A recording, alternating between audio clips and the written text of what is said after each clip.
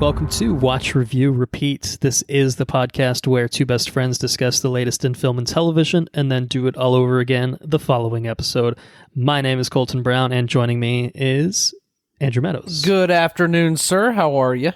Good. It's one of the few times where good afternoon is almost appropriate in this instance. I mean, Most people would traditionally consider like 6:30-ish to be evening, but it's pretty early for us. And feels afternoon to us anyways, right? Yeah, I think the sun's still out, so I think I'm going to say that it counts as an afternoon. So anyway, good afternoon to you as well, and good afternoon to our resident Marvel expert, Mr. Henrique Jaime, back on the podcast to talk some more Marvel goodness. How are you, sir? I'm good. No, thanks for having me. I think we got a new Marvel movie to talk about for once. It's incredible. About goddamn time. It's absolutely it's been incredible. some time. It's been some time. I had a little bit of TV to hold us over, but it's about damn time. Yeah, it's been a long time coming. Black Widow finally made it into cinemas and onto your television via Disney Plus Premier Access, if you chose to view it that way. So we're finally assembled to talk about a Marvel movie again. We've assembled recently, obviously, to talk as you said, a couple TV shows in WandaVision and Falcon and the Winter Soldier. I think we talked Star Wars at one point, if my memory serves me correctly. But yeah, you're right. It's the first Marvel movie since Spider-Man: Far From Home, and we are far from when that movie released. So I'm excited. Black Widow solo movie is something that many people would argue has been long overdue, and certainly since the trailers first came out, it's been a long haul waiting for this thing to come out. So this is the end of a journey, my friends. Talking about Black Widow, so it'll be fun to get into that in a little bit. Now, of course, I will ask about fun facts, but before I do that, I will just add the slight note, as I have at the beginning of the last couple episodes. I'm guessing that this episode is going to be available to the masses in August, which means that it'll be up after I finish taking the bar exam. That's been an ongoing saga for anyone that's stayed up to date on Watch, Review, Repeat. Taking it late July, it is eating up basically all of my life at this point, and I have taken some time, put it to the side so I can record, but editing has not been a super fruitful thing that has happened. So anyway, this is probably going to be a little late, in terms of, hey, oh shit, that movie came out like almost a month ago or something like that. Yeah, that's probably true. I'm sorry. I'm doing the best I can. But anyway, here's our long overdue coverage of Black Widow. It's only appropriate for a movie that was delayed just 600 times or whatever it is. So that's true. Anyway, just throwing it out there. We'll get back on schedule hopefully soon. Yeah. I'll say. But back to our regularly scheduled programming. Let's talk about some fun facts for Black Widow. Does anyone have any fun Black Widow related facts to tell for the listeners? I don't have the greatest fact for this week. What you got? I've got the fact that this movie was supposed to be released what seems to be like 3 or 4 years ago, it seems like. It feels like we had more trailer time than film time. Like, I feel like I watched more hours of trailers than I ever watched of the movie. So it's finally done. It's finally here. Yeah, I was actually trying to look up the specific original date. The original date was May 1st of 2020, which, is only just over a year ago, technically speaking. But it sure feels about 3 or 4 years, based on how 2020 went. So. And I think we could probably talk about it, how it probably should have come out before that even. Yeah, I mean, we had to wait till she died in canon before she got her own movie. That's right. It's a fair point. It's a little odd. It's a little odd. And we can talk about that. We can talk about that when we talk about the movie, for sure. But yeah, okay, yeah. I think it did get delayed at least 3 separate times, because I think it was May, and then it was I don't know, June or July, and then it was or November. I don't know, man. I lost track. Anyway, the fun fact is, it's finally here, right? Yeah. I guess that's kind of what it boils down to. That's the point. Yeah, you can't cry over spilt milk, man. Yeah, Exactly. I have I think a fun fact, although I don't know if it's a fact or more just rumors from Hollywood and such. But I was looking into some other things about Black Widow, and apparently these were some of the actresses that were in consideration. I don't think they actually auditioned for the role, but when Kevin Feige and crew, I assume Jon Favreau, were thinking of bringing Black Widow into the MCU, these were some of the other potential people that could have been Black Widow. So one that I see is Natalie Portman, which she ended up in the MCU anyway. So right, worked out okay. Yeah, one that I could see is Jessica Biel. She's been in a lot of action movies, so I could see that potentially. Yeah. One that I feel like I can't see now in 2021 is Jessica Alba. I don't know the last movie I saw her in, but I always think of her as Fantastic Four. So repurposing castings from those Fantastic Four movies it worked out. Did work Evans. for Marvel, at one point. So yeah, but I don't know. Yeah, apparently, I'm not too familiar with her. Gemma Arterton. I think she was in. I think she was a Clash Bond of the girl. Titans. Yeah. Oh yeah, you're right. She was Strawberry Fields and yes, Quantum of Solace. For everyone that remembers and loves that film. Right. And then one that also ended up in the MCU, and I could totally see as Black Widow, was Angelina Jolie. Apparently, was in consideration. Yeah. So I mean, she's again a great action star. And then one that I think would have been really interesting, and hopefully she does end up in the MCU, is Emily Blunt. And she's a great action star. So hey, who knows? I think Emily Blunt was actually the closest of any of those. I think I don't remember exactly if she was officially cast, but I'm pretty sure that she was set to take the role, if nothing else. But then she had scheduling conflicts and was forced to drop out, and then enters ScarJo for the role. But I think she had scheduling conflicts with the great Jack Black classic Gulliver's Travels. So what a mistake that was. Yeah, no, that's unfortunate. But again, Marvel can always rectify it. They can pull a Natalie Portman here. Like, okay, maybe there's another role that we could bring Emily Blunt in for. Sue Storm, Invisible Woman. Yeah, maybe they could figure it out. So. Yeah, no. Screen Rant basically says the same thing. They're saying that she was the top choice. But then she didn't even audition. They were kind of offering it to her, but she turned it down because of Gulliver's Travels. So brutal. That's not on Marvel. That's not on Marvel. I'm sorry. No, it's not. Emily Blunt. That's on you. Yeah. Well, that's interesting. There's definitely I knew about the Emily Blunt thing. I did not know any of the other names that you mentioned. So, it makes sense. This is a pretty pivotal. I mean, I guess for Iron Man 2, you're bringing in a pretty big female Marvel character. You want to get it right and get it right the first time, so you don't have to recast. Like they have with some roles. But yeah, that's pretty interesting. So I think they got it right. ScarJo, somewhat of a problematic person. But I think she's a very talented actress, and I think that for the decade that she's been with the MCU, I think she's brought a lot to the role of Black Widow, and I know she had a lot.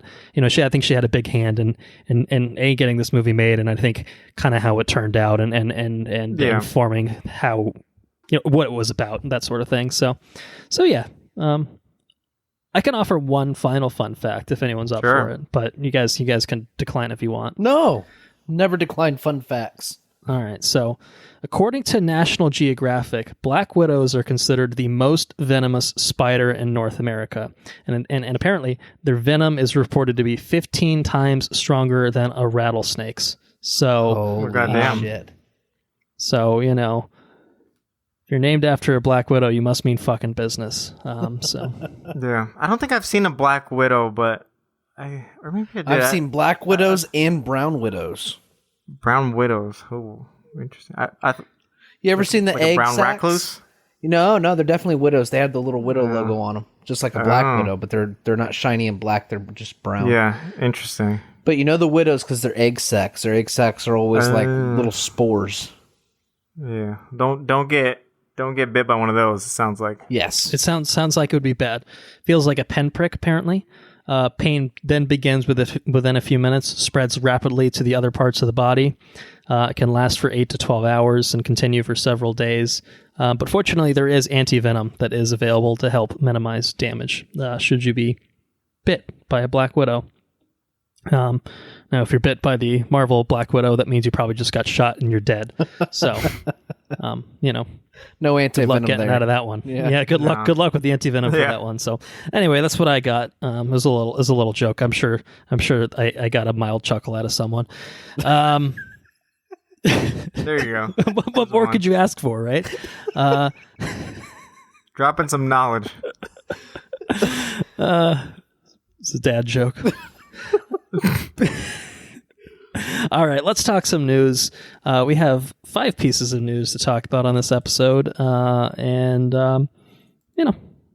I think we got some interesting things to talk about. The first thing to talk about is not interesting. It's unfortunately just sad. It's just sad news. We haven't had sad news in a while, but occasionally we have to bust it out when it feels appropriate to do so. So director Richard Donner unfortunately passed away just a couple of weeks ago from when we're recording. He was 91 years old, so that's a hell of a life, but it's a hell of a career for Richard Donner. For anyone that does not know the name, that is the man responsible for directing Superman the movie, starring Christopher Reeve, for directing, I believe, all entries into the Lethal Weapon franchise. Oh man! And he's directed something that I recently saw for the first time. I guess a couple of months ago. At this point, The Goonies, which is an '80s classic. Incredible film. So, absolutely incredible film.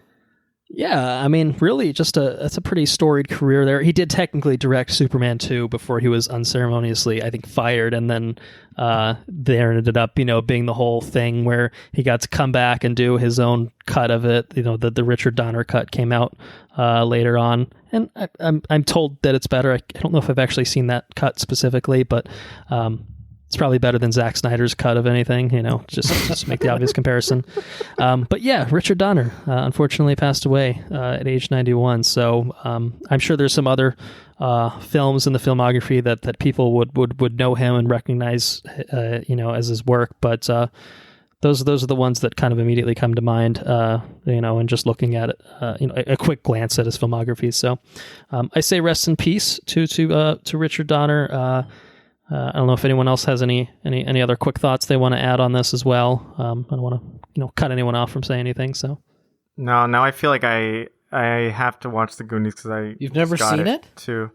I actually have never seen it. Oh, I showed you the picture. I bought it on Prime Day or something, 4K. So I was planning to watch it, but now even more reason to. Yeah, definitely do it. I bought the 4K disc when it went on sale at one point, and I think the podcast kind of spurred me into watching it. So if it has the same effect on you, I think it's worth your time. It's a really fun, Indiana Jones kind of throwback adventure. Yeah. Indiana Jones-esque film. It's good. Indiana Jones with the group of kids, more or less, it's good. And all those kids are mostly actors that you would recognize as their adult selves, but that's fun too. So, any other thoughts? Going once, going twice. All right, let's move on to some more fun news. Disney is no stranger to remaking many of their films. Talked about I guess it wasn't a quote unquote remake. We talked about Cruella at the end of the last episode on F9. But they've done plenty of remakes so far. Cinderella. The Lion King, everyone loves and remembers Jon Favreau's The Lion King as being a stellar remake, but they're working on The Little Mermaid. I think that just finished up filming, but they're also working on a Snow White live action remake adaptation, however you want to put it, and some casting news on that front. Rachel Zegler, who is set to make her feature film debut in Steven Spielberg's West Side Story this Christmas, has been cast as Snow White in this film. So I think it's probably safe to say, given that film has not been released, no one has any real critique or commentary on her as an actress. But I will also offer the note that this is going to be directed by Mark Webb, who worked on 500 Days of Summer, which is a great film. Yeah, he it also is. unfortunately worked on the Amazing Spider-Man films. Yeah, that's what I know him which, from. Yeah. Everyone thought it was perfect. It was a dream come true. It was meant to be. This man's last name is Webb, and he's directing Spider-Man films, and then those films turned out the way that they did. And hey, you know what? We partially have Mark Webb to thank for Tom Holland and the MCU incarnations of Spider-Man, so it can't be all that bad. He was an inside agent, is what I'm saying. He sabotaged the Sony films so that all of everything could really come together. But yeah, a Snow White live action adaptation. Rachel Zegler playing the lead role. How Mark Webb directing. How you guys? And she's Shazam. She's in Shazam: Fury of the Gods. Isn't she? She's. I did see that. She's also going to be in the Shazam sequel, and we don't know what role she's playing in that. So like she's blown up. She's got a good agent. She's got a good agent right there. I mean, from zero to hero, real quick, basically. Yeah. Those are three huge film credits to have. Coming out the gate. So yeah, I mean that's pretty incredible. Certainly. No, I think she. Well, I mean, I've never seen her or anything, so I got no critique. But she looks like she'd play a good Snow White, just visually. Yeah, right. Yeah, sure. I agree with that. So that's all I got. Yeah, I don't know. I gotta get sold on these remakes still. Like I'm still waiting for like that one that's like, yes, this is like what the remakes are supposed to be. So I feel like until I get that, I'm just gonna Jesus Christ. casually watch it sometime on Disney Plus. Close. Andrew's been mauled by a cat very viciously. Plop. Oof. All right. What is interesting, I guess, my last thought on this is that, we have seen several recent Snow White films, but none, I think, strictly from Disney themselves. So it'll be curious to, I just feel like, I don't think any of those Snow White films were. I don't think I've seen one of them. Were mind blowing or anything like that. I think they were serviceable at best, if I recall correctly. But Disney. The potential's there. The potential's there. So Snow White and the Seven Dwarves. Are the Seven Dwarves going to be involved? I'm sure they have to be. I would assume so. They have to be involved. It'd be a weird remake without them. Yeah, I think that they feel pretty critical to it, so I think we can expect to see them. So anyway, this is going to be a probably 2023 film. Yeah, production's not expected to begin until next year. So yeah, we'll be waiting a while on this one. So we'll revisit this news and probably Maleficent. Probably a couple is of years the villain time. To Snow White, right? And Sleeping Beauty, not Sleeping Snow White. Beauty, not Yeah. Snow White. Which one was Snow White? She ate the apple, didn't she? No. Yeah, the Sleeping Beauty. Well, there's an apple in Snow White. It's the older witch. The poison apple. Yeah. Yes. And what happens when she eats that apple? She falls asleep, right? Well, she doesn't like. It's been a while, so I want to say like she like maybe almost dies. Yeah, I think.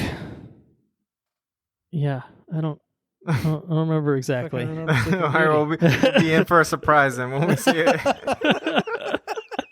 And that's why they remake them. Exactly. So.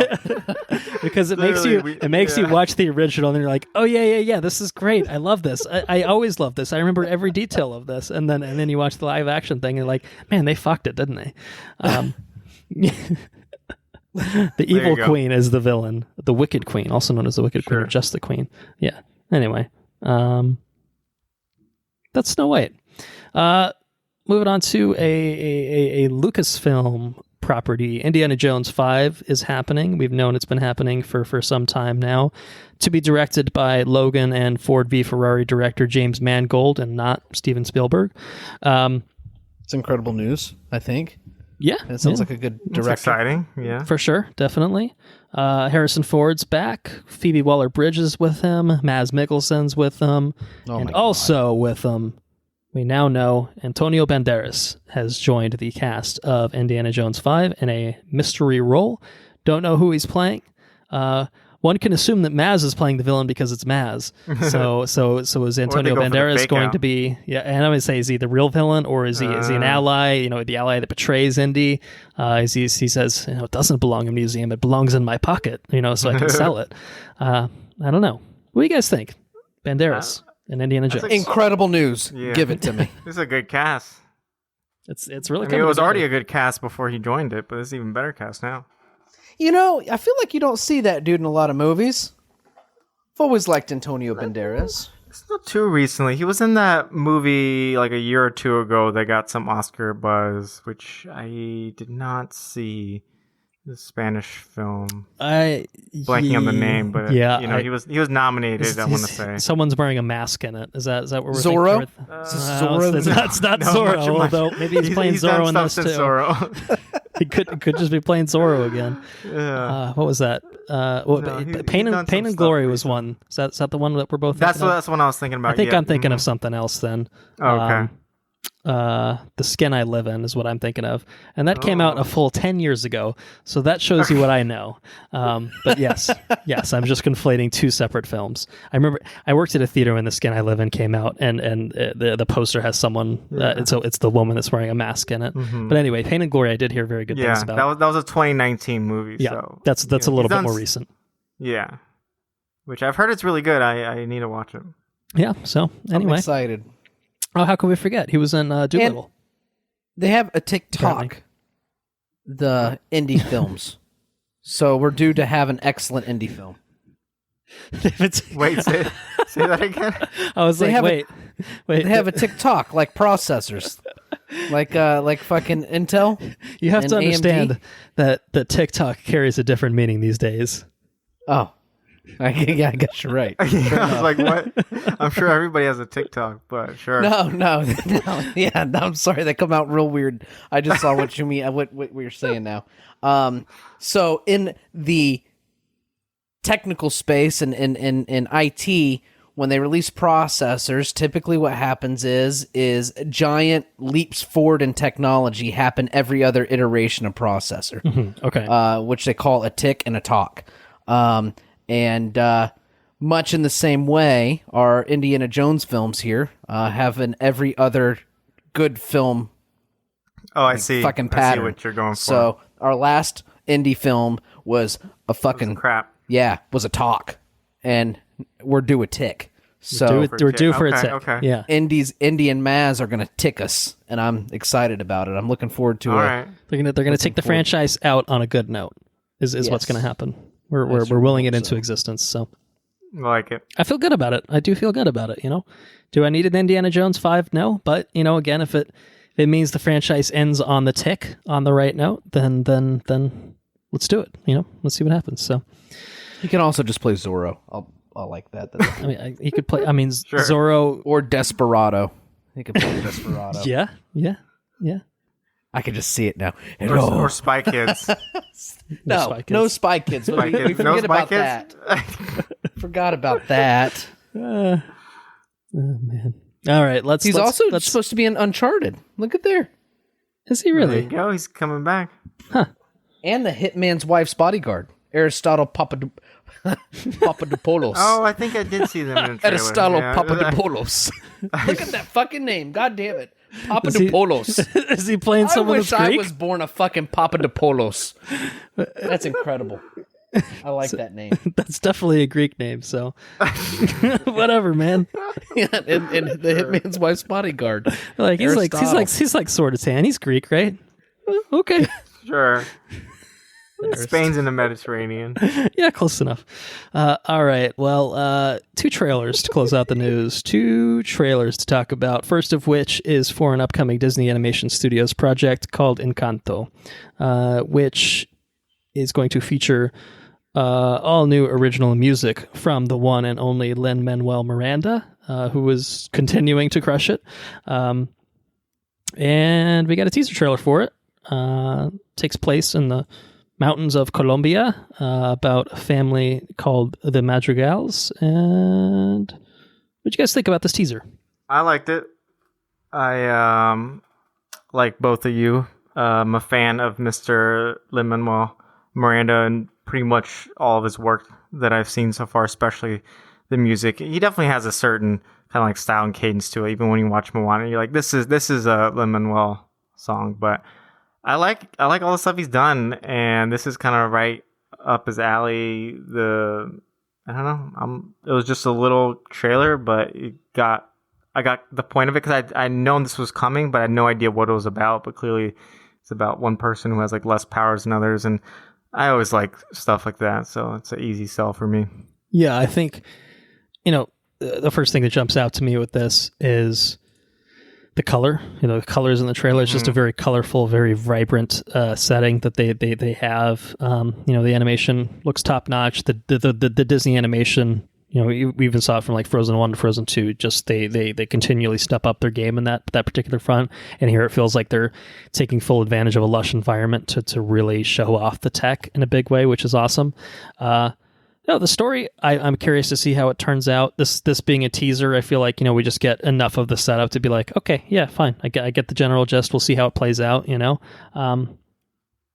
I don't think we got a huge splash of like the music. We did, but not the original songs or anything like. I assume there will still be original songs, not just music. I feel like this has a lot of potential. So I wouldn't say that the teaser blew my socks off, or this is jumping to the top of my most wanted list. But I think it has a lot of elements that really feel like they're going to work in its favor. So I'm excited to see what Disney brings to the table with this. It looks absolutely stunning. Andrew thinks it looks stunning. The animation and the colors and the color palette and the textures and the lighting, it all looks so surreal. Like not surreal. It's beautiful. Maybe. I've never been to there before. Maybe that's the way it looks. I don't know. But it's possible. Maybe they actually have magic there too. Who's to say?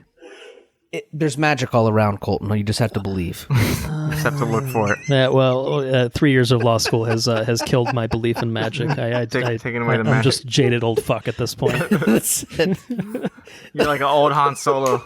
Or no, you're actually more of like a fan. Like, I don't believe in the Force. I'm a young Han Solo at this point. Yeah, there you go. I've been smuggling for a few years at this point, so I don't really subscribe to any of that bullshit. Music sounds cool. I did like the teaser. It was a well-made teaser. I'm a sucker for musically cued visuals with things and trailers. Yeah. That was full of it. Felt like a little music video, and it was seems well done. So we'll see where it goes. I'm sure it'll be good, like all things they put out. So yeah, I guess not all things. I guess they. I was gonna say, like, I feel like this is what I want from Disney, and like the live action remakes, I'm just not there for. Like, sure, I'll maybe watch them for free on my TV, but like this, I would go watch in theaters. Like I would go pay money to watch this. I agree. I think it is interesting the live action side of Disney, obviously excluding Marvel and Lucasfilm and all the like. Sure. But it feels like Disney animation has really been crushing it of late, and the live action is really hit or miss, and even the hits are kind of just like it's pretty good, But I think the animation, Raya earlier this year, I think was great. Awesome. Yeah. And it's just new too. It's like original content that you don't know what's going to happen. Yeah, I think that's focusing on like different groups of people and everything. So it just seems more fresh and exciting. Yeah, I like that. I think Disney animation is kind of right there with Pixar at this point. You know what I mean? Like, Pixar, I feel like was the predominant 3D animation studio, and anytime they bust out a new IP, prepare the waterworks, everything's it's gonna hit you right in the feels.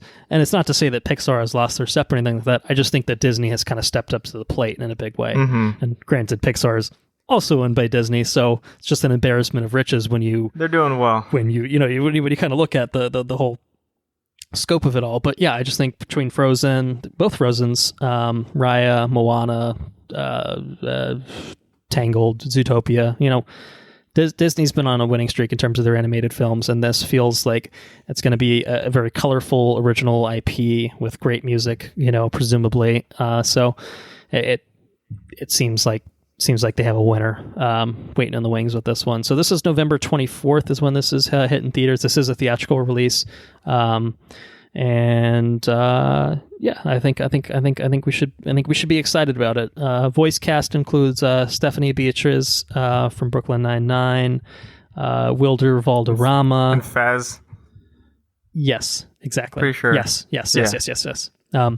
I had to put it together, but yes, Diane Guerrero and some other names that I unfortunately do not recognize offhand, but I'm sure will be very talented in lending their voices to this film. So we'll catch up on some Encanto, probably actually when the trailer, the proper official trailer comes out, but certainly in November, I'm sure when the film comes out as well. So that brings us to the last piece of news for this episode, and wouldn't you know it, it is the next film from Marvel Studios. Is it the next one we're supposed to get? It's the next one we're supposed to get. It's Holy the next in shit. sequence. It's coming up. My God. It's coming up. That's correct. So on September 3rd of this year, we will be receiving Marvel Studios' Shang-Chi and the Legend of the Ten Rings, which we received an official trailer for, the second trailer for, which brought us, I think, a bit more story. I think it centers the story, more so than the first one did. I think the first one, I guess, was a teaser. Technically, it was very much a very stylish one that didn't give you too much of the story. Here, I think we're getting more aspects of that. We're getting some other reveals that are pretty holy shit worthy. We could touch on those, obviously, but this is the next one in sequence. Andrew sounds excited for it. Yes, I am very. I'm perusing the trailer right now as I. Okay, all right. Well, let's let Andrew peruse and give the floor to Enrique. What do you think about this trailer? Sure. So I just rewatched it again yesterday, and I was like, okay, this is a good trailer. Because actually, the first time I watched it, I don't know. Like, I think it's a little kind of taking a step back. It's almost a little unfair that like. I have high expectations of this film, and it comes with anything that it's just different. Like this, with Captain Marvel, it's like the first female-led superhero. Black Panther was like the first main like black superhero in the MCU, like holding his own. So this is the first main like Asian superhero. So I think it would be good. I'm just wondering like how good is this gonna be, and if it's just like pretty good, then what does that mean? So. I don't know. I'm just thinking too much about it, and I feel like I should just enjoy the film, but I also have like high expectations for it. So I'm hoping it delivers. The trailer's cool. I think we're gonna get some good fighting for sure, but I just hope that it also delivers and like it goes beyond that. Like it was a good Marvel film, and like it was just a good film in general. So. I think we'll see how that plays out. I think probably where this film could falter most is that it ends up feeling closer to the bog standard origin story film that we've now seen too many times from Marvel. Yeah. Obviously it's a heavy lift setting up new characters, and you want it to, you want to give them enough depth and substance so that they work, and obviously you want them to be popular enough so that then you can bring them back for ensemble pieces, for sequels and stuff like that. So it's a task to build, especially around one character. But they've done it before. Obviously, Black Panther. Maybe it's unfair, I guess, because technically we did see T'Challa in Civil War. But for all intents and purposes, it was a solo film. I think Doctor Strange was really probably the last tangible example I can think of where honestly, even Captain Marvel to a certain extent, was hampered by the origin story kind of structure.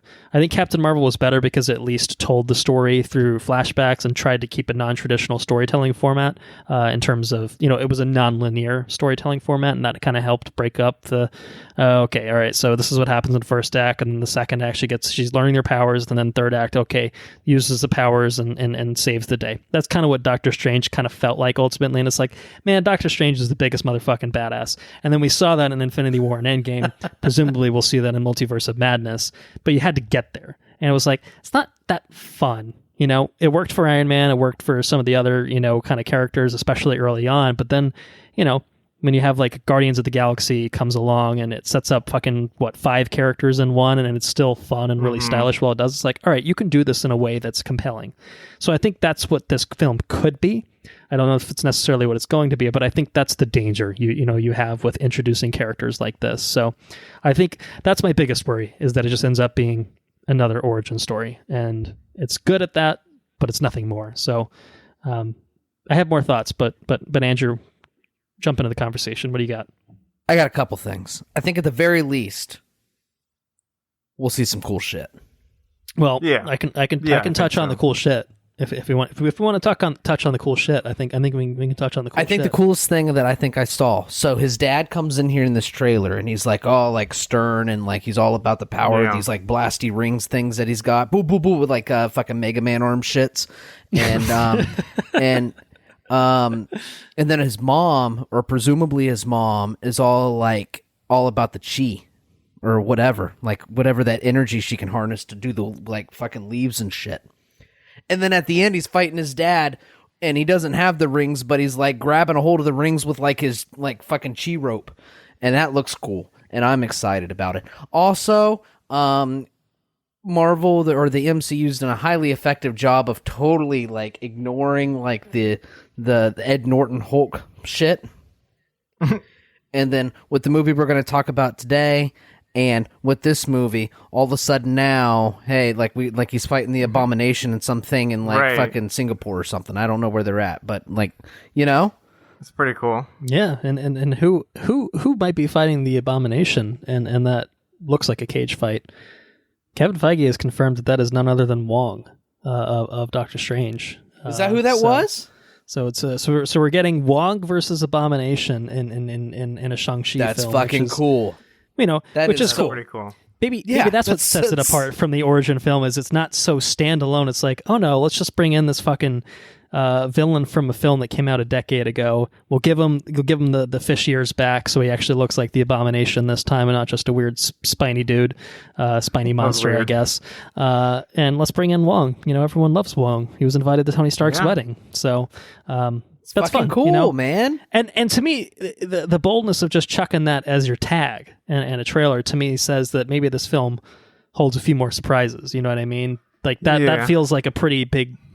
Maybe it's just maybe it's a ploy. It's like, hey, look, there's some other Marvel characters in this. This is going to be legit. Come check it out. You're gonna have a good time. And you got to think about this too. We haven't seen any Eastern representation at all in any of the MCU. Exactly. Like there's like a whole nother fucking half of the world of people that fucking aren't there. You know what I mean? We got a little bit of Africa with Wakanda. Right. Yeah. But I mean, there's like a whole nother fucking continent. Yeah. That's right. Man. They went to Chinatown in Iron Fist, so it's okay. Well, speaking of Iron Fist, because we here at the podcast would never resist an opportunity to put down the Netflix cinnamon show wheat of ice Iron cream. Fist. Can we talk about the fact that in 1 second of this trailer we got more dragons than we did in the entirety of 2 seasons of Iron Fist? That's true. Incredible. It's going to be incredible. Giant water dragon. Water dragon, Abomination of Wong. I'm like, okay. I have high hopes for this movie. Higher hopes than I had for Black Widow. Mm-hmm. Higher hopes than I had for mainly just Black Widow. I've got pretty high expectations of the Eternals. Yeah, I feel like I just gotta trust the directors, and when it's a less known director, in the case of like Captain Marvel, even the Black Widow, it's like I just don't know enough of your work. Whereas like in Black Panther, like Ryan Coogler's films are all amazing, and in this case, I know you both have talked about Short Term 12 being really great, and I've heard good things. I still need to watch that one, but what else did you do? Just Mercy? Just Mercy. The other one? Yeah, Just Mercy was really good. It was a really good adaptation, yeah. Yeah. I mean, it's a weird thing. I just got faith. Yeah. You gotta have faith. It's weird in the sense that like those two movies are very much not very different big budget blockbuster films, but that does seem to be kind of Marvel Studios recipe is taking, directors. It's like, we don't really care too much that you don't have that experience. We can fill in the gaps there. Exactly. We want you to bring heart and story and, and characterization, like the things that you're good at. we'll do the stuff that we're good at. You do what you do what you can do. So yeah, like Marvel has the action stuff down, so I think you just got to bring a director with a good vision who knows how to use the characters, and then you got yourself a good movie. Exactly. So I'm hopeful as well for Shang-Chi and the Legend of the Ten Rings. The 10 rings are a little weird, not what I'm used to from the comics, but 10 like gauntlets. Yeah, it's kind of, and like bracelets. Sometimes physical rings versus actual physical rings. Sometimes changing things can work out. Sometimes it's question a little disappointing. But, for our resident Marvel expert or comic expert. Oh boy. The 10 rings, what in the comics or what have you? Do you know what what is the premise with the rings? What are the rings? I mean, to my knowledge, they have different powers, right? So I assume they're going to be similar. It's not just like one big arm cannon thing. They're going to be actually used for magic.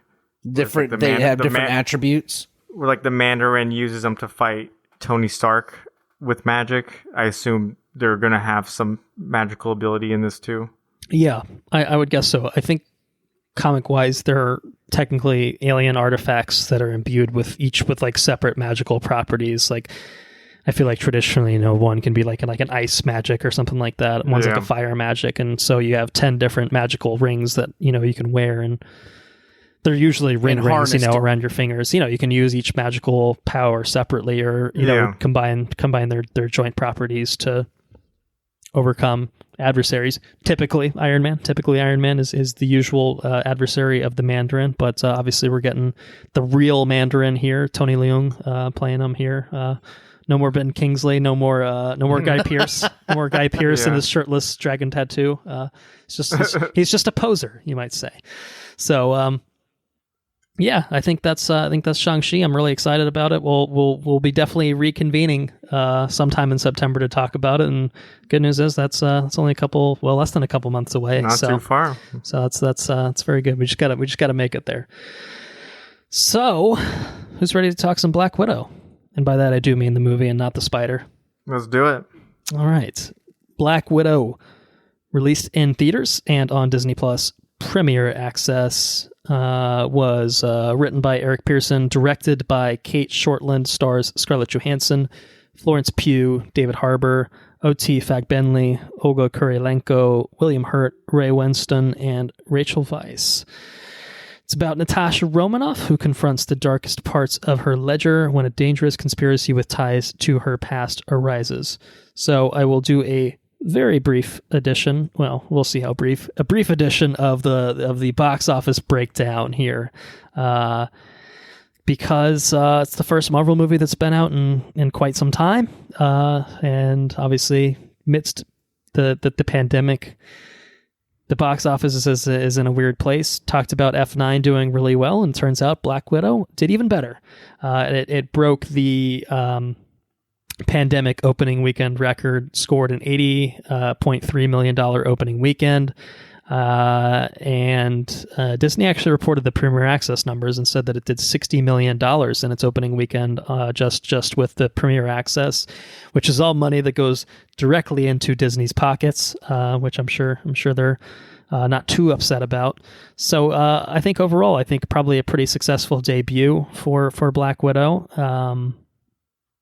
How would it have done under normal circumstances? Hard to say, but it still outperformed some of the lower ends of the MCU opening weekend debuts, like Ant-Man, Thor, Captain America. And it did it while a pandemic was still going on across the globe, and still technically happening in the United States, whether you like to acknowledge its existence or not. And its worldwide total stands at about $214 million as of last tally in mid-July. So, all in all, it's only been out for just a little over a week as of recording this, I think. But, I think Marvel's got to be pretty happy with the debut. So that brings us to some non-spoiler talk. So it's been a long time coming to talk about Black Widow, but we're here now, and it's time to do it. So who wants to kick it off? Who wants to talk some Black Widow? Okay, I'll start. If you guys don't want to start, I'll start. Floor is yours. Okay, so Black Widow. It was not the direction that I would have liked a Black Widow movie to go in. I'll start with that. I knew it from the trailers, from the many, many, many trailers that we got. I knew what to expect. What did you want? For Black Widow, I wanted more espionage. Yeah. More so than... Sorry, my chair got caught up in my carpet. I wanted more espionage. That's what I would have liked. I would have preferred to see more high spy kind of shit. But we got some like over the top Marvel cinematic-y, over the top action swinging. We'll talk about it later, I guess, in spoilers. There's a lot of crazy sequences. Just fine. Like I said, you saw the trailers. You know what to expect. I just would have preferred a little bit more subtle touch. Like, if you're going to make anything more subtle, if you want to make a... Obviously, they didn't, but it would have been a good opportunity to make a subtle Marvel movie. Complex characters and spy thriller or something would have been cool. It would have been a change of pace. It would have been radically different. So that's what I would have preferred. Definitely not what we got, and that's fine too. I think that it was awesome that she has her own movie. I think it's cool that she got the backstory that she deserves, and that's more fleshed out. I think that it kind of landed flat for me. Like, I don't think it's definitely not my favorite Marvel movie by any stretch of the imagination. It was nice to have a Marvel movie come back, or just Marvel movies back. You know what I mean? It was definitely nice just to see the fucking thing I've been looking at trailers at for 2 years. That was cool. But I think that the antagonists are kind of They're there. yeah, like maybe my standards, like Marvel's done such a cool job of introducing like some really bad fucking people or some really compelling villains, and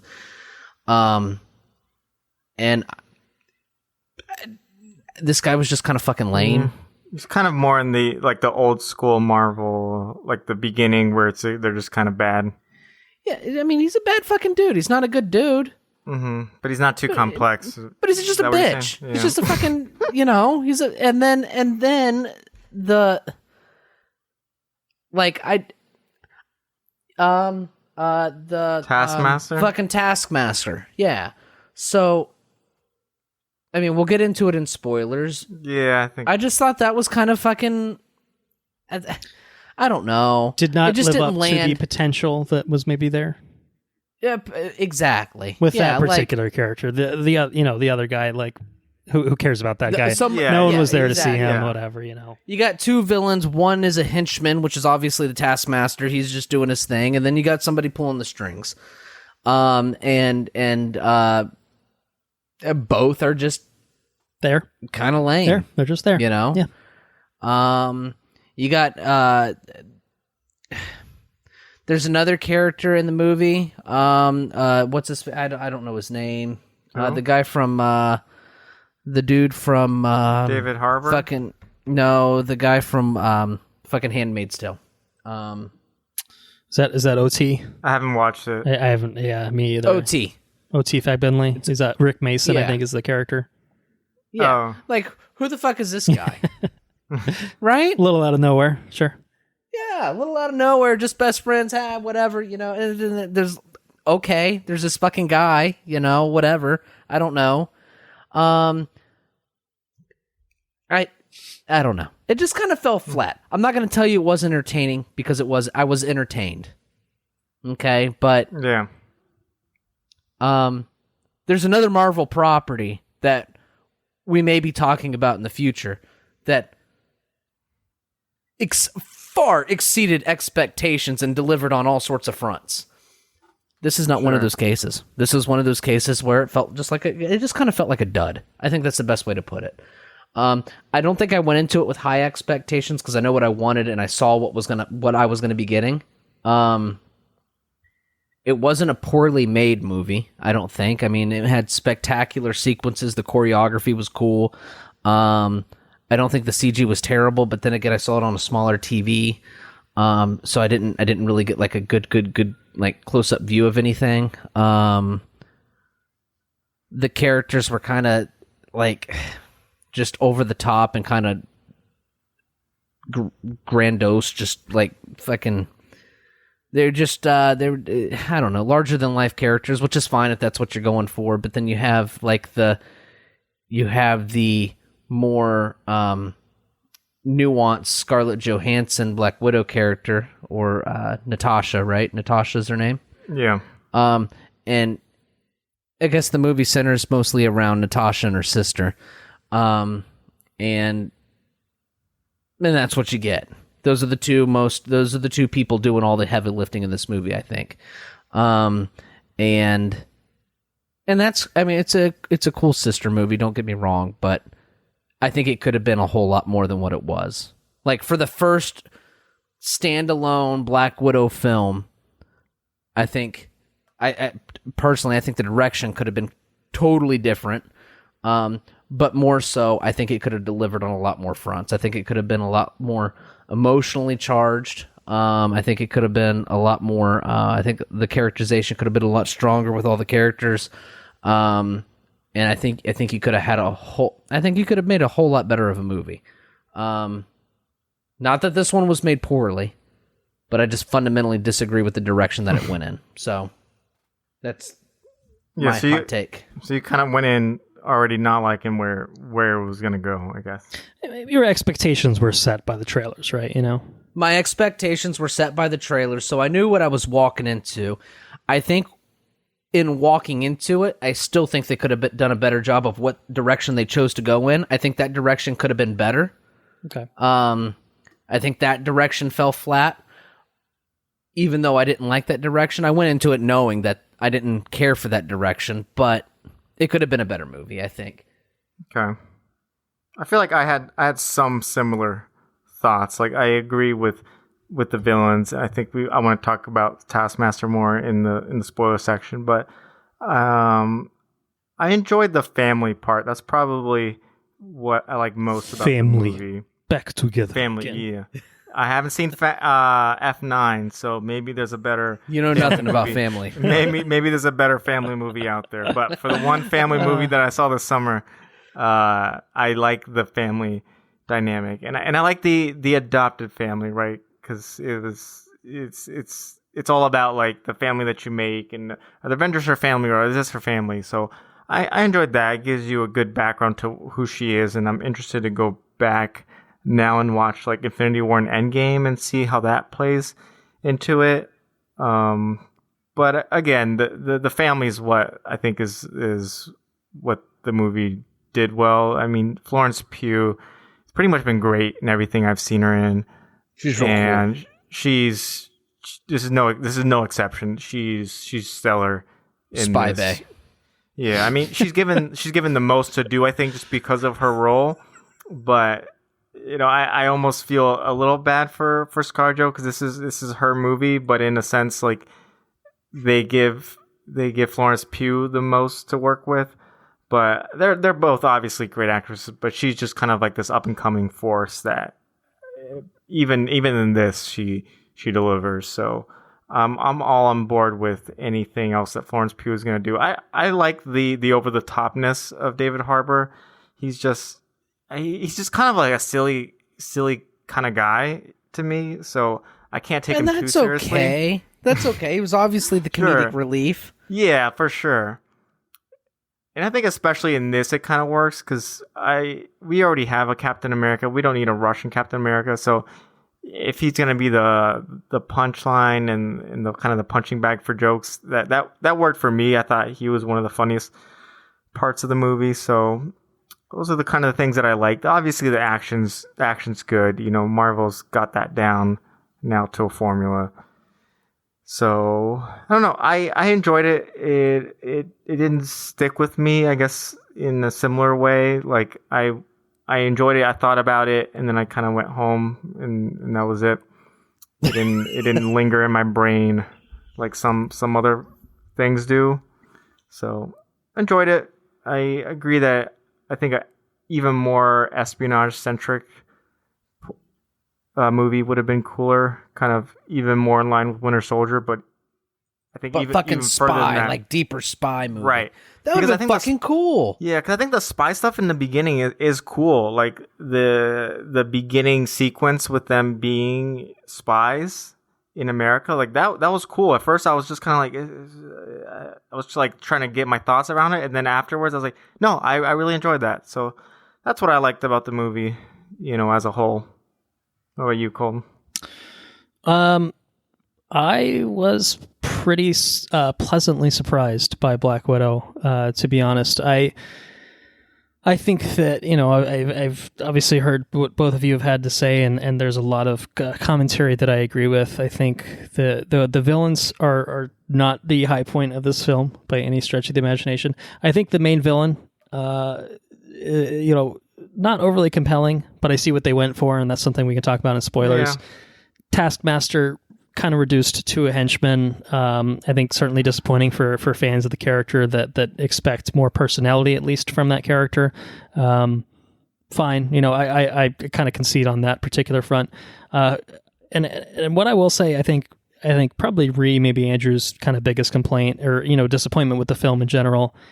And I think we had the similar expectations walking in based on the trailers. I think the point of comparison that we kind of head on at least once was it felt kind of G.I. Joe-esque from the trailers, and like that's not what we wanted. We wanted maybe more Bourne-esque, maybe more James Bond-esque even. And what I will say is I was actually pleasantly surprised that it was closer to that than I expected it to be. I actually think it was maybe somewhere in between.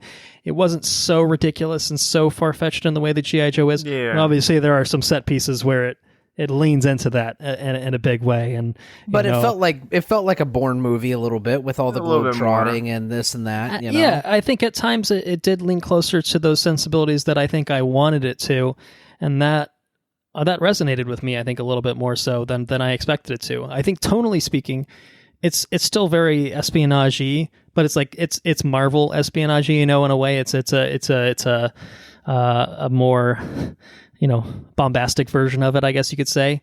But it honestly did feel fairly close in tone to The Winter Soldier, which is still my favorite MCU film. And it felt closer to Civil War than I expected it to be. I really did think it was going to be a lot more ridiculous in those films, and didn't think it was that much more ridiculous. Those films are very, very espionage-y, but they still have over-the-top action. When set pieces demand over-the-top action. And I think that this kind of hit a similar tonal point, and I like both those films a lot, obviously. So I was surprised, again, pleasantly surprised that it kind of ended up being closer to those films than I expected it to be walking in. And I was also just pleasantly surprised that, because of that tone, it was a pretty relentlessly entertaining but also a very humorous film, and one that to me ultimately still felt very heartfelt and authentic. And I think that is because the cast. I think it's a great cast. I think really in terms of the quote unquote family, I think is really what I'm talking about. Again, kind of chucking the villains to the side, because I think ultimately they're just plot devices. They're ultimately just plot devices in service of the characters of this film. And that's unfortunate, because obviously we've seen Marvel films where the villains can be just as compelling as the hero. We've seen the Killmongers. We've seen even the Thanoses of the MCU.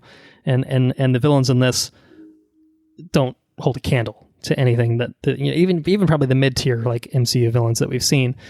But I think that the protagonists of this film, I think, do a lot of the heavy lifting for this particular film, and I think they do a really good job. It's interesting. This is a Black Widow film, and it's not an origin film per se. Obviously, it hits on the aspects of the Red Room and how and what that means. To become a Black Widow, to become this kind of super highly trained Russian assassin. What's that like? What does that do to you? It really hits on a lot of those aspects. But for Natasha specifically, she's kind of well past that. She's moved on. She's got a new family. She's with S.H.I.E.L.D., or formerly with S.H.I.E.L.D. She's an Avenger, right? And so it's kind of this place where post Civil War, the Avengers are fractured. They're in a bad way. Where does that leave her? And I think that kind of this Natasha on the Run storyline is kind of cool, but it doesn't do a whole lot to enhance her particular character. I think what really enhances her character is being able to see the extra viewpoint into her life, to see the characters that she knew in her former life, how they are, popping up now in her then present life. And as people online have said, this isn't a wholly unique thought. I think this would have been more impactful between Civil War coming out and even Infinity War or Endgame coming out. Now that, we kind of saw the resolution of the Black Widow character as it was, this is kind of gap filling. And I think that, obviously it was still emotionally impactful seeing the events of Endgame, but I think this would have made it more impactful.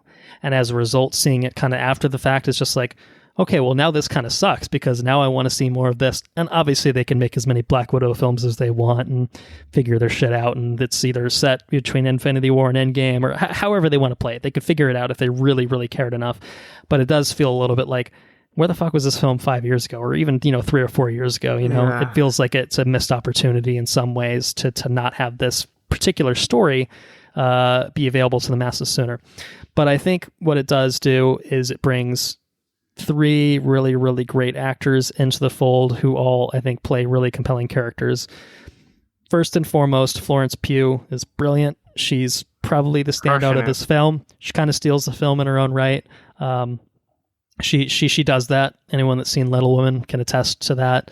Fighting with My Family is another one I watched relatively recently. Another classic example of that. Midsommar.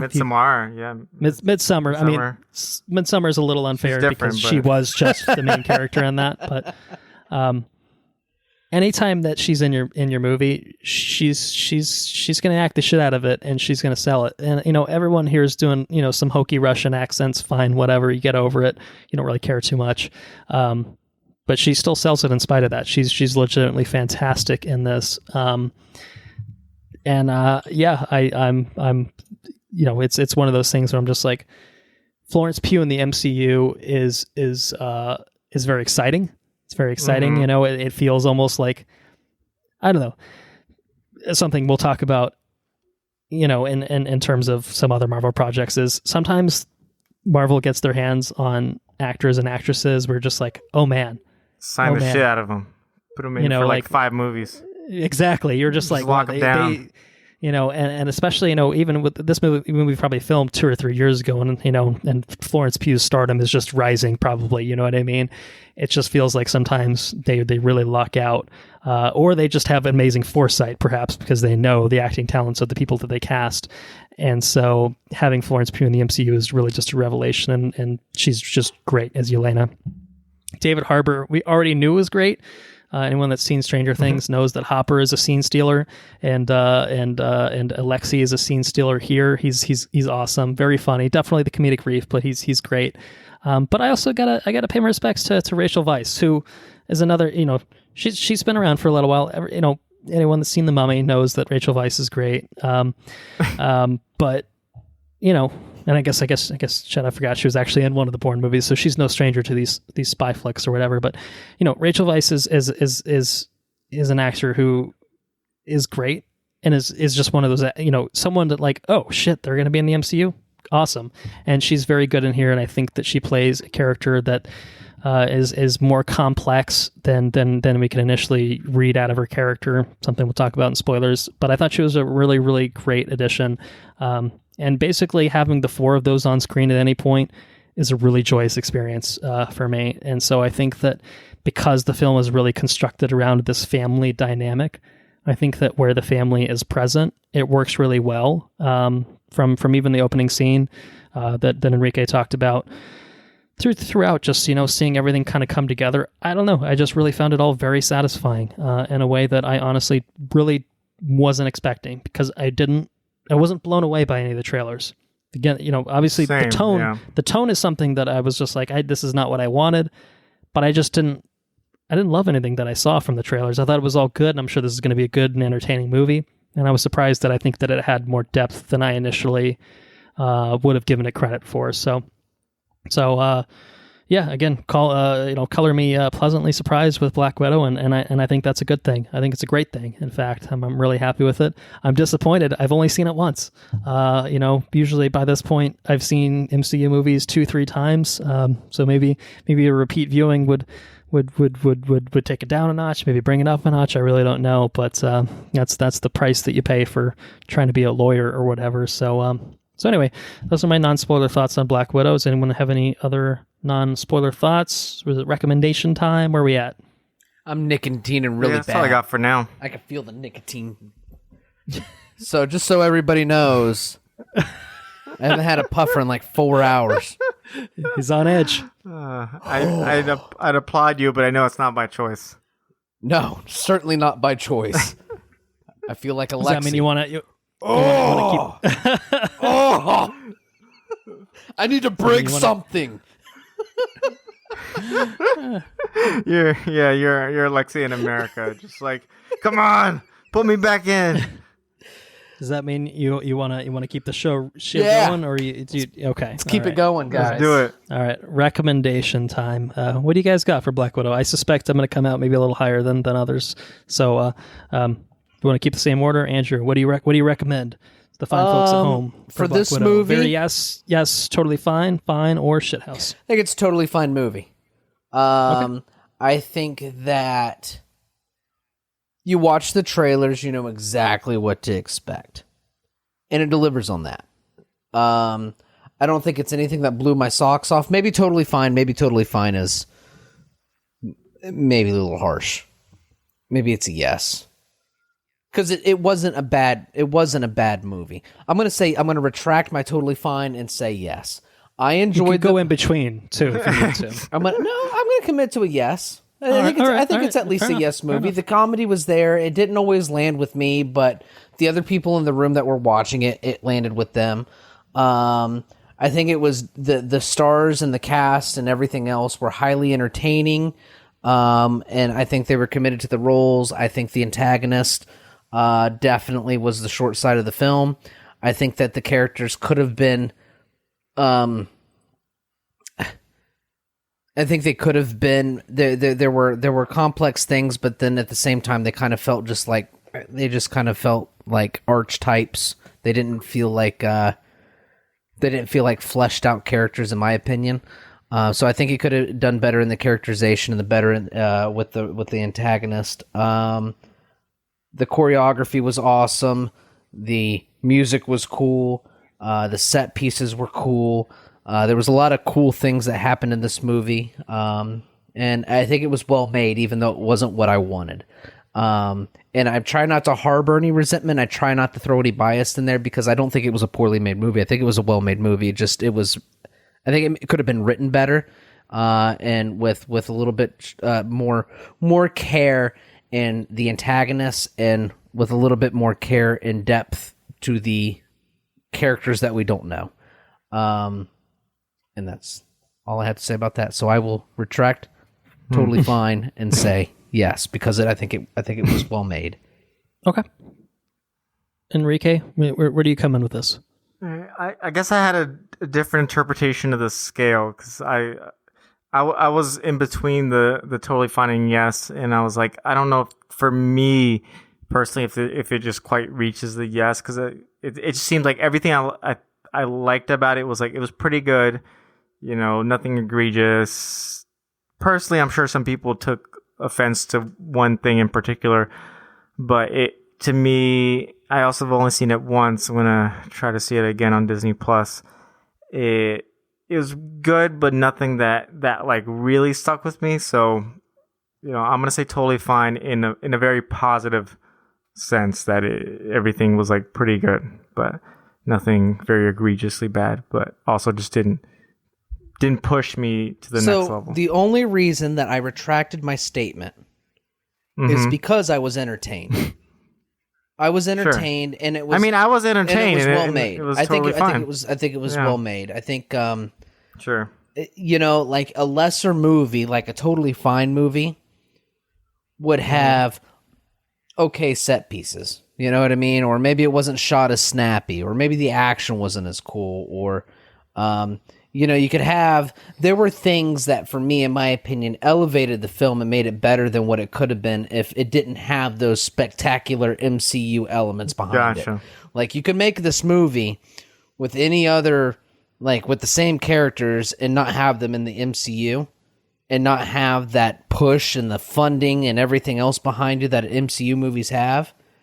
And I think you would have a totally fine movie. It would just be, bleh, you know what I mean? It would just kind of be one. It would be flat. It'd be fine, but it wouldn't be MCU level shit.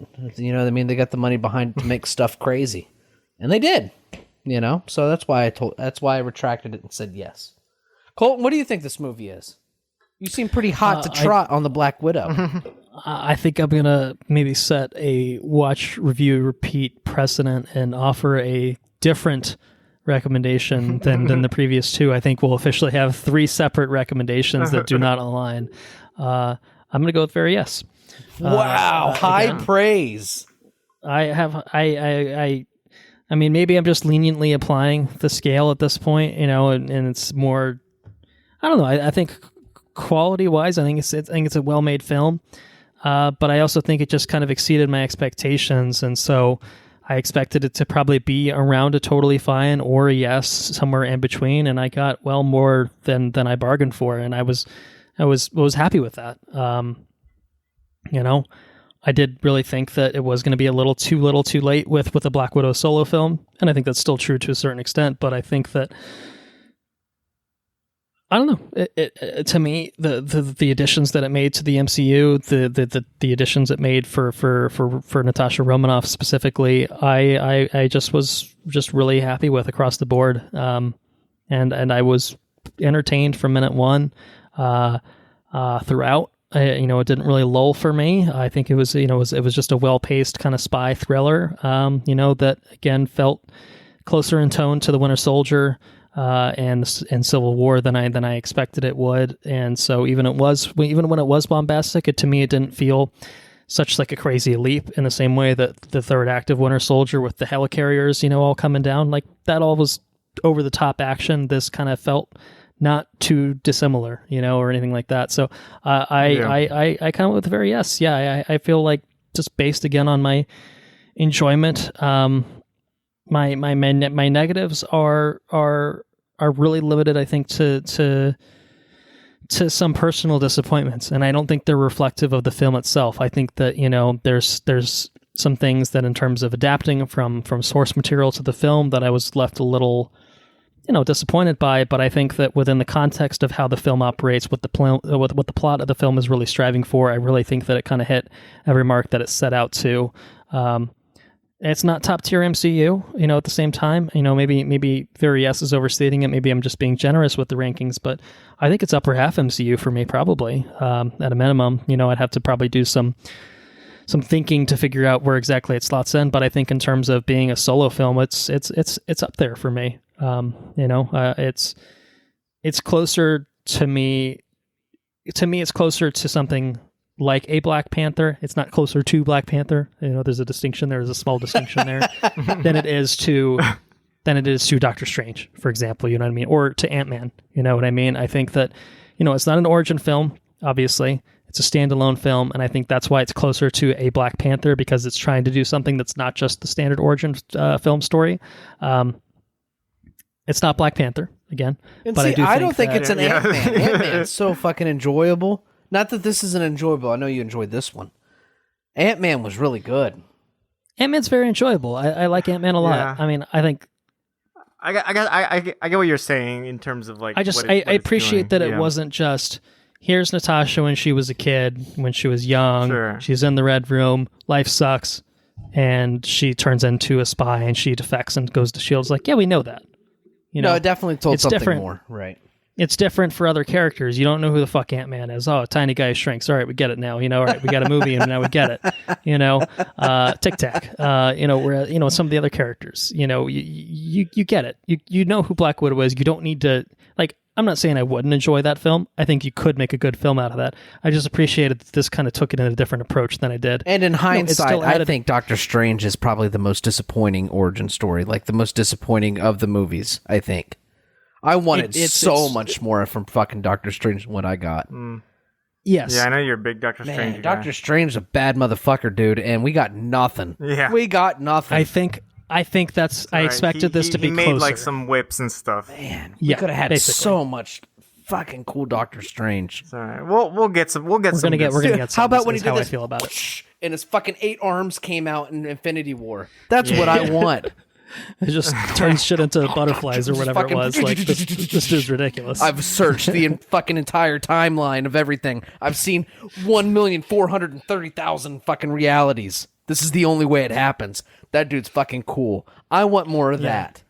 We want to see that movie. God, I Sam want more. Raimi. Sam Fair Raimi's enough. going to bring us that shit. I believe it. But anyway, yeah, I think that This is so fucking cool. I'm sorry. I'm getting all this. Well, I agree, and I think that this.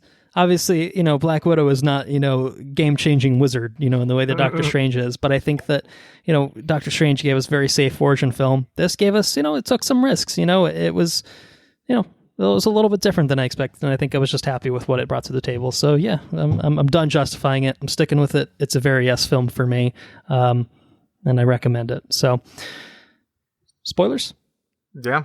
Full spoilers for Black Widow. Should we just talk about the villains? I feel like you just want to talk about Taskmaster. So I think that this movie followed a similar, not the same, but they were going for a Winter Soldier, not Winter Soldier. God damn it, they were going for Winter Soldier.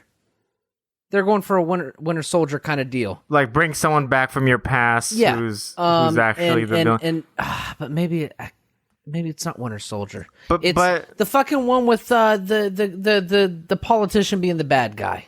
It's Winter Soldier. Yeah, Winter Soldier. Okay, I'm sorry. I was thinking I was getting mixed up. I think they were going for like Alexander Pierce. Like and he. Well, that's not the actor's name. What's the actor's name that played the bad guy in that one? Robert Redford. Robert Redford. Robert Redford. That's it. And then we have this politician guy who's in the floating red room or whatever. Sure. And that guy wasn't half the villain of Robert Redford. Yeah. Like he slaps around Natasha and she's laughing at him the whole time and everything else. And he's just, I manipulate all these women, and it didn't do anything for me. Like it was just really fucking lame. And like the villain didn't have the power to slap her hard enough in the head. So she had to literally smash her own face on the desk to kick his ass. I mean, I think that was very purposeful. It was, but he's just a lame fucking villain. And then for Taskmaster to be the reprogrammed Terminator version of his daughter was just, I don't know, I guess I'm not against that decision because I was fully expecting Taskmaster to be a random person. Like you bring in what's his name? Tony Masters? Is that you could have had anybody. He could have been a hired mercenary with that's what I That's expected. the comic version. That's what I Tony expected. Masters, yeah. Like not and then he tying could be a them into the reoccurring comic. villain. You know what I mean? It would have been totally fine. Oh, I'm okay with choosing her. I just I like Taskmaster, but I'm not like Taskmaster fanboy or anything. Like read up on all this stuff, but it is very different from his comic book origins, and I think if you can change it, but maybe keep the part that is reflective of the character, so make him or her like be more chatty. And I think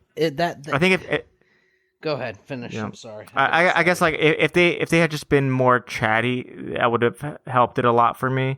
Plus you got my girl Olga Kurylenko playing, who also from Quantum of Solace. Exactly, it was a very beautiful woman to be in a helmet the whole time, and also really not in the suit most of the time because it's clearly a stuntman that's in the costume all the time. Yeah, I just wish that there was I don't know. I think like if like she is Taskmaster, but she wants revenge, she's not being mind controlled. I think maybe if you take out the mind control element from that Taskmaster, it might do a little bit more for me.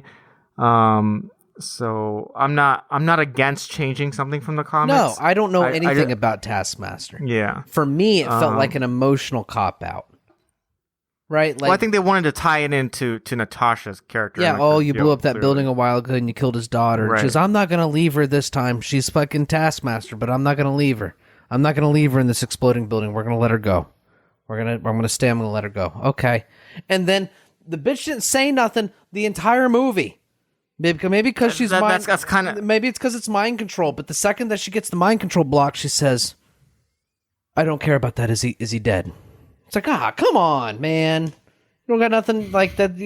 If you can't talk, you can't talk. You know. Maybe it was mind control. But why would the dad not have? Maybe he's so manipulative he doesn't want to hear his daughter's voice. I guess maybe for some reason. But then once mind control's gone, now I can talk. I don't know. I thought that was lame. So, yeah, I mean, I get it. I get your viewpoint. I don't agree.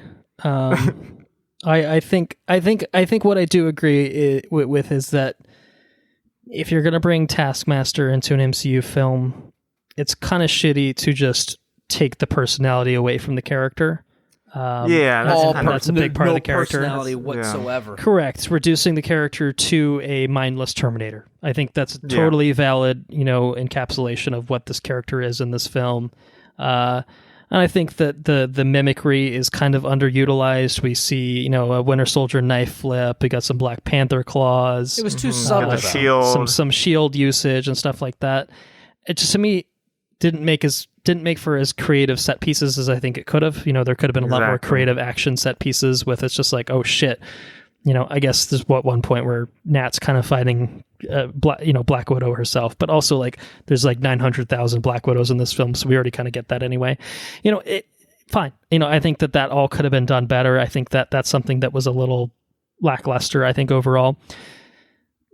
I'm a little, I think Taskmaster's a cool character in the comics. I think that the costume in this is bad. That's a bad starting point. I think that the paintball mask is a bad look. I just think it's not a great design. I think it's not a great translation. And I've said that since day one. I didn't completely hate it, but I thought it could have been better. It absolutely could have been better. I think ultimately, for me, I get why they went the direction they did in terms of the storyline, and I've seen a lot of people calling it, a Mandarin 2.0. It's a cop out. I've seen even people, making comparisons to Weapon 11 and X-Men Origins when Ryan Reynolds was cast as Deadpool, but they sewed his mouth shut. And it's just like, you took the Merc with mouth and turned him into the Merc without a mouth. And I'm like, I think that's a little overboard, but I get the sentiment in general. That said, I think Deadpool versus Taskmaster is huge, different levels of popularity. Yeah, they're worlds apart. So it's a little over the top. It's a little, overreaction, but I get it. I get kind of fundamentally what the complaint is. I actually do think within the storyline, Nat is ridden with guilt throughout this film about the fact that to complete her, defection to S.H.I.E.L.D., she hated this man so much that she was willing to bomb a child. She was willing to murder a child effectively to make that happen so that she could close the chapter. And, if you're genuinely a good person who retains her heart, as is kind of the point of this film, I think you would understandably be racked with guilt over the fact that I chose to bomb this child and murder this child, who, as far as we know, was innocent to that point. And so I think to kind of have that come full circle with, oh God, this is the living embodiment of my guilt, and now she's this mind-controlled assassin who's able to kill me, and and I now have the opportunity to atone for my sins. I can say, okay, I'm gonna save you. You want to kick my ass. You want to do whatever you want to me. Like, I deserve that. Do what you want. I think that all worked within the confines of the storyline. I really do. It's just a weird fit transplanting Taskmaster on top of all that. Yeah. And I think ultimately that's where my complaint is just kind of like, and like they just didn't do enough with the character itself in terms of the potential of what the character could or should have been, that I felt that was a little, all right, whatever. But, Taskmaster was ultimately kind of just muscle, right? What I think I disagree with is I think Dreykov actually was an effective villain in a certain way, because he really was designed to be just an absolute piece of shit who isn't able to punch Natasha hard enough to break her, the sinuses or whatever, or, whatever it was that, but basically, and I think Kate Shortland and Scarlett Johansson have talked about this after the fact. He was basically kind of an effective stand-in for a Harvey Weinstein-esque person who was just a toxic piece of shit who just preys on women. And I think that it kind of hit on that where, we got to get rid of, the only commodity that we have too many of in this world, girls, just this real, just I understand that misogynistic piece of shit. And to me, he almost felt more real because it's just like, yeah, I mean, look at all the incels on the internet and look at, like that all to me was just like, yeah, you give someone like that a ton of power and they just, take every girl that they can get their hands on and traffic and use this mind control, technology to just subject them to your whims. And, you think you're the ultimate power in this world and everything should be subservient to you. Like, I don't know. He felt like a real person, but I appreciated that he wasn't just this, larger than life. Like, they didn't try to make him sympathetic. They didn't try to make him compelling. He's just an evil fucking piece of shit. But he didn't. But at the end of the day, he's just a dude, and a dude could be punched in the head, and a dude can just be killed. You know what I mean? And I appreciated that was kind of what they did with that character. It was just like, no, you're just a little man. Is kind of what it really felt like. It was just like, Nat laughing at him the whole time, like, you can't even punch me hard enough. Like, you're a fucking pussy, dude. Is really what it felt like. And it's just like, leave it to a bunch of women to just kick your ass. And I think even with the daughter, I don't think it's so far-fetched that this guy's such a misogynistic piece of shit that, like, he wants his daughter alive, but he's got to protect his daughter at all costs, so he's just going to domineer her and control her. And, you hear this shit about, was it fucking T.I., and, he's checking his daughter to make sure her hymen is intact, like, Jesus every so often. I'm like, that's creepy, weird, invasive shit. And that is commonplace, to be honest. And it's gross, you know what I mean? Like, so I think that he was an effective villain. I think he served the purpose that he needed to, again, within this film. He didn't seem, I don't think he seemed menacing. He didn't seem like I don't know if he was necessarily even meant to be. Like, I think it's kind of like, not just him, but kind of the two main male characters in this film are just like kind of sad. Like I don't know. He's like the villain, but like he's nothing without the widows, right? Like he's just shit. How did he become into a position to control the widows, being as ignorant and stupid as he is? That's how I viewed him. He just seemed ignorant and stupid. Yeah, and I feel like that's maybe a reflection of real life, right? Like how many like men are just in a high position, even though they're just like shit at their jobs. Fair enough. So, and it kind of the same thing with Red Guardian, right? Like maybe he was better in his prime, but he's just like not that good at fighting. He gets beat up most of the movie. He's got a little super strength to help him out. Right. No, he's got some powers, but like he gets his ass kicked by Taskmaster. He I guess he escapes in the beginning. He does kick that big fucking metal door down without a problem. Yeah, but he's like he's a shit dad too. So he's like both of these guys are just like not very good, but they're still like the Captain America of Russia and like the leader of this widow army. So I felt like that was on like a very purposeful decision. Yeah. I mean, I thought Alexei was a good kind of counterpoint. I think, there's the kind of pointed conversation that happens, I think, when they're in maybe the helicopter, I think, where they talking about, what the Red Room does to women to make sure that they don't reproduce. Right. They don't have kids, and it's a kind of a graphic conversation, and it's like, then it's a very pointed thing to be like, this is the reality of the situation. Like you can choose to be, ignorant and just, blissfully ignorant even, of this certain thing. But like, here's the harsh reality and here's the horrible things that are happening in this. And I liked that this film was pretty unapologetic about the horrors of the Red Room. I think both in terms of, there's the mind control aspect and, the whole plot device of here's the anti-mind control thing and that's how we're trying to save the day. But like, I just think that, I mean, you know, I think even the opening credits kind of set this really somber tone for the whole film. You got this cover of Nirvana, you know, and just the way that it kind of is just, I don't know, it's just the way, you know, a bunch of like missing girls and, you know, I don't know. I just kind of felt like the way that it hit on the, you know, the victimization and the abuse and the trafficking and everything. Like I don't know. It was far darker than I expected, and it went to darker places than I expected. And I think that it went to more authentic places by doing that. Now, obviously, it's still a Marvel film. It's still got the funnies in it. You know what I mean? You know, it's still got good.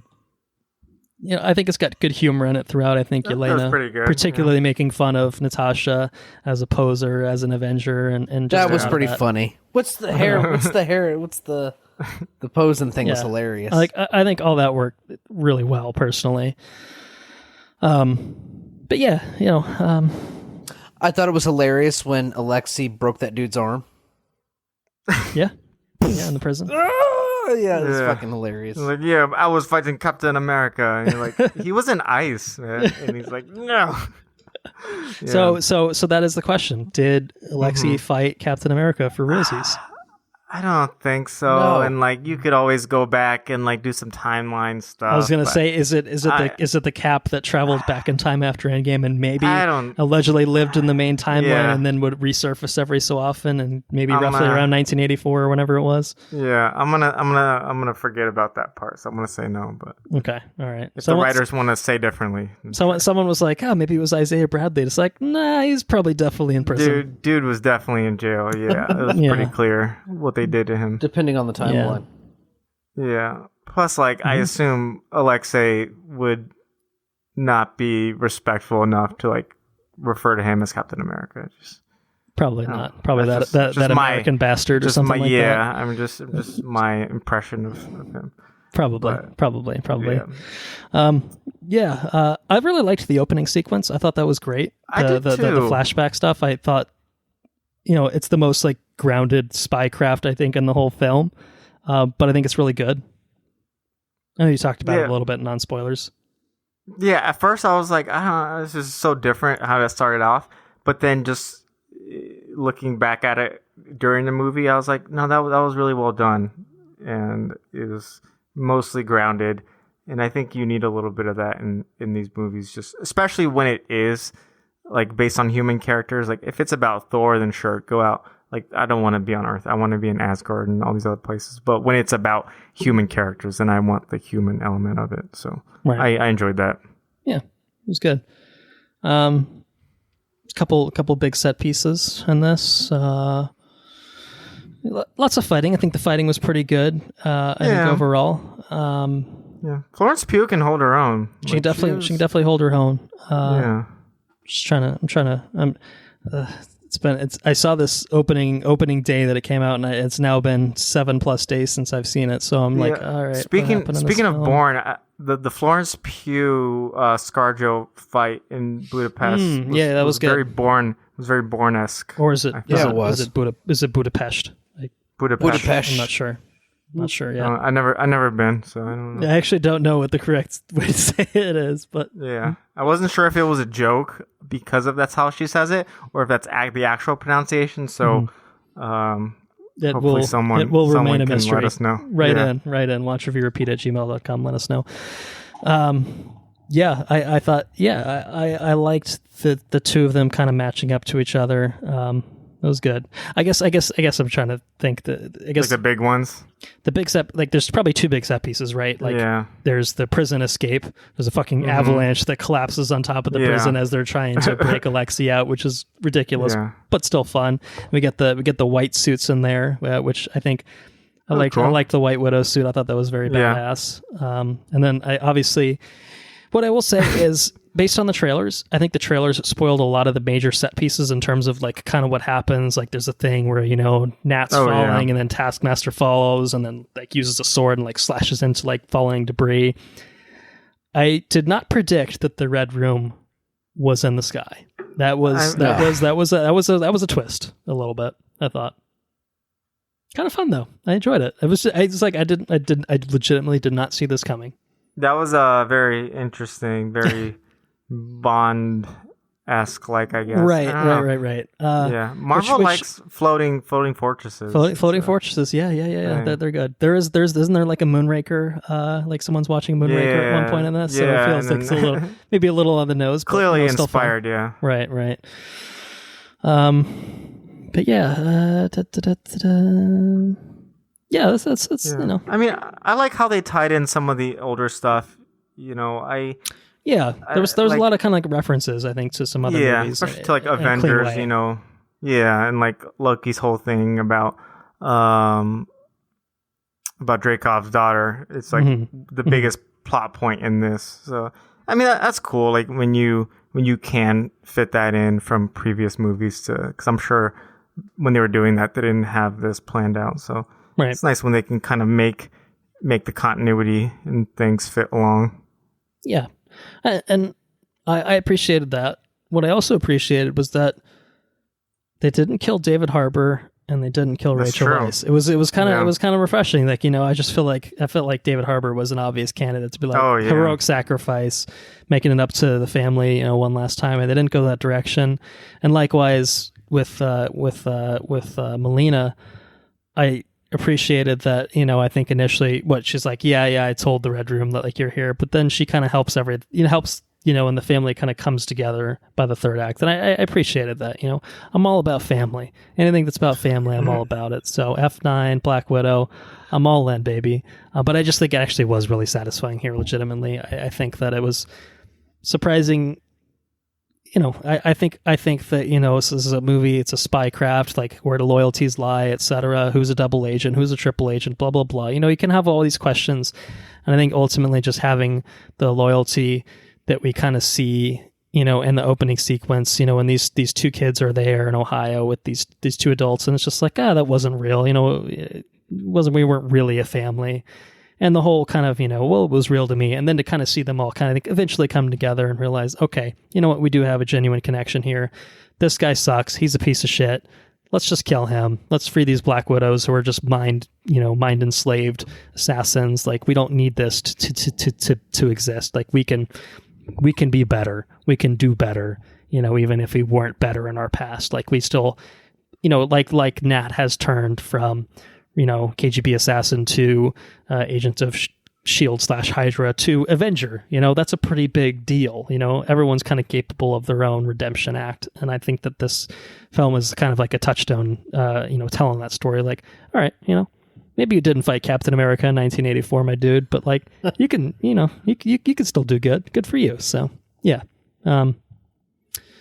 So yeah, I think that's it for like the most of the film. I think. Any other thoughts for the film? There's a little post-credit sequence we can talk about, of course. That's true. Yeah. It's a pretty clean setup for Infinity War. Black Widow dyes her hair. We get the origin of the hair dye, and we get the origin of the green vest in this film. The all important green vest, which is very fun. Yeah. What's her face though is going to be They're doing something huge with Seinfeld's lady. Seinfeld's lady is back.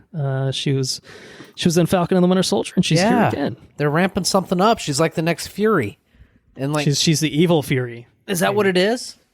It does seem like she's putting together a little evil crew team so far. What would that crew be? Are they going to be evil though?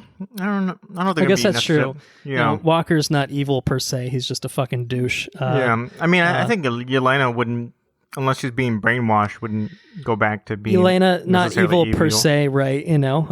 Certainly not doesn't have problem killing people. What's the end benefits game of being an assassin and stuff? I don't know. I think the real end game is we're setting up at least an episode of Hawkeye for later this year. Is probably right, because now she's going to be holy shit, that comes out this year. Yeah, Hawkeye comes out this year. Holy shit, just blew my mind. Yeah, I think. 10 Rings and Hawkeye? And Eternals and Spider-Man 3 and Miss Marvel's this year too, right? And Miss Marvel. I think that's it. I think that's shit, all this year? And and Loki just wrapped up. So we're eating good. So 2020, you get nothing. 2020, go fuck yourself. Yeah, all the things. 2021, you get all the things. 2021, we're so sorry. It's we didn't actually get a show, and we're gonna get all that shit in 5 months. Yeah, there's no way. I don't know, man. That's at least one a month. Yeah, and what if? Talk about that next episode. We're having one major Marvel property come out once per month for the rest of the year. Yeah, pretty much. Yeah. God damn, that's fucking absurd. Yeah, that's crazy. We got September, November, and December were covered in terms of films. So, Damn. No, that's exciting. Yeah, I mean, I assume she's gonna be. I don't know. Do you think she'll get her own movie, like Black Widow 2 or whatever with Yelena? Like, I don't. I think we'll get there. I don't think we're getting another ScarJo Black Widow movie. I think ScarJo is probably content to Cameos to hang it up, or to hang it up. whatever, Yeah. I think we'll get a Yelena film, but not anytime soon. I think it'll be a few. Yeah, years. she'll probably be. Yeah, I wouldn't be surprised if she's in some TV shows. I think it'll be a Phase 5 solo film would be my guess. I think the direction for her character, I can see them doing a Hawkeye appearance. Maybe a Thunderbolts appearance if they're doing that, and that's how they're doing it is with Julia Louis-Dreyfus as as the kind of Contessa. Thunderbolt Ross kind of But they have Thunderbolt Ross in there. They do have Thunderbolt Ross, and he's literally in this film too. So I don't know how they're doing that, but William Hurt's not done. So or if they want to go in a different direction, because I don't think she's really I don't think she's a great Thunderbolts fit. Maybe she's a younger Avengers fit, something like that. If that's kind of the direction they go at some point, and it does seem like we're getting plenty of young Avengers characters that are gradually getting seeded throughout movies and Disney Plus shows. So I don't know. Yeah. Or like a secret. It could be like a secret Avengers type thing. I mean, Sure. There's so many Avengers. I think just throw them on the West Coast and they can be West Coast Avengers. I don't know. Yeah, I think we'll see plenty of her over the next few years, and I'm all here for it because again, Florence Pugh is great, and Yelena was a standout in this one. So yeah. Well, a lot of bays in this movie too. On a different note. On a different note. Oh my goodness. They all, man, a lot of pretty ladies. Scarlett Johansson's Asian Bae. Wait, hold on. Even That's not right. Taskmaster. Taskmaster. Taskmaster she's been messed about a bit. I mean, she had her whole face blown off. So maybe Scarred Bae. Maybe that's what she could be. Scarred Bae. Rachel Weisz is Mummy Bae. Mummy Bae. Oh god! Okay, one of my favorite Mummy Bae. Just when you said that, it reminded me of one of my favorite scenes is when Alexei is like at the dinner table, and he's just like full of energy. Yeah, he's like, I've been in jail for however many years. I'm full of energy. That was pretty great. I did laugh about that.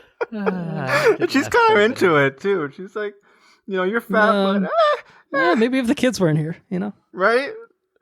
You gotta get a babysitter first. That was pretty good. All right. Any other thoughts on Black Widow? No. All right. I gotta get a fucking puffer. I need some nicotine. I can feel it. Well, I must delay you. I can feel it in my fucking arms. I must delay you ever so slightly because I do know someone that will have some thoughts on Black Widow to share. Oh, listener's corner? A listener's corner. Someone might be here if I can go find them in the living room. In the flesh? In the flesh. Very shortly. So here to offer some thoughts. Live on air, Adam Mattis is back to talk Black Widow. So what do you have to say about Black Widow? I had really low expectations and I loved it. I thought it was great. I had a lot of fun with it. There was nothing major that stood out to me as me not liking it, except I think the only thing I really was like, that was just straight up bad, was just Taskmaster's design. But I didn't hate the change in story as much because I feel like it gave me hope that there will be an actual Taskmaster with a better costume. But everything else I thought was really great. I thought it was very fun. I thought it had a lot of the things I love about MCU movies, but also kind of changed the pattern a little bit, which was nice. And I thought it was great. And despite my feelings toward Scarlett Johansson the person. I thought she was really good, and I think a lot of people kind of shit on her performance, and I disagree. I thought she was actually really good, but I do think that the star of this movie, like the person who carried this and was just the best, was Florence Pugh. I fucking love her in everything I've seen her in. She's so good, and she's just so fun, and she's so believable, and I loved her.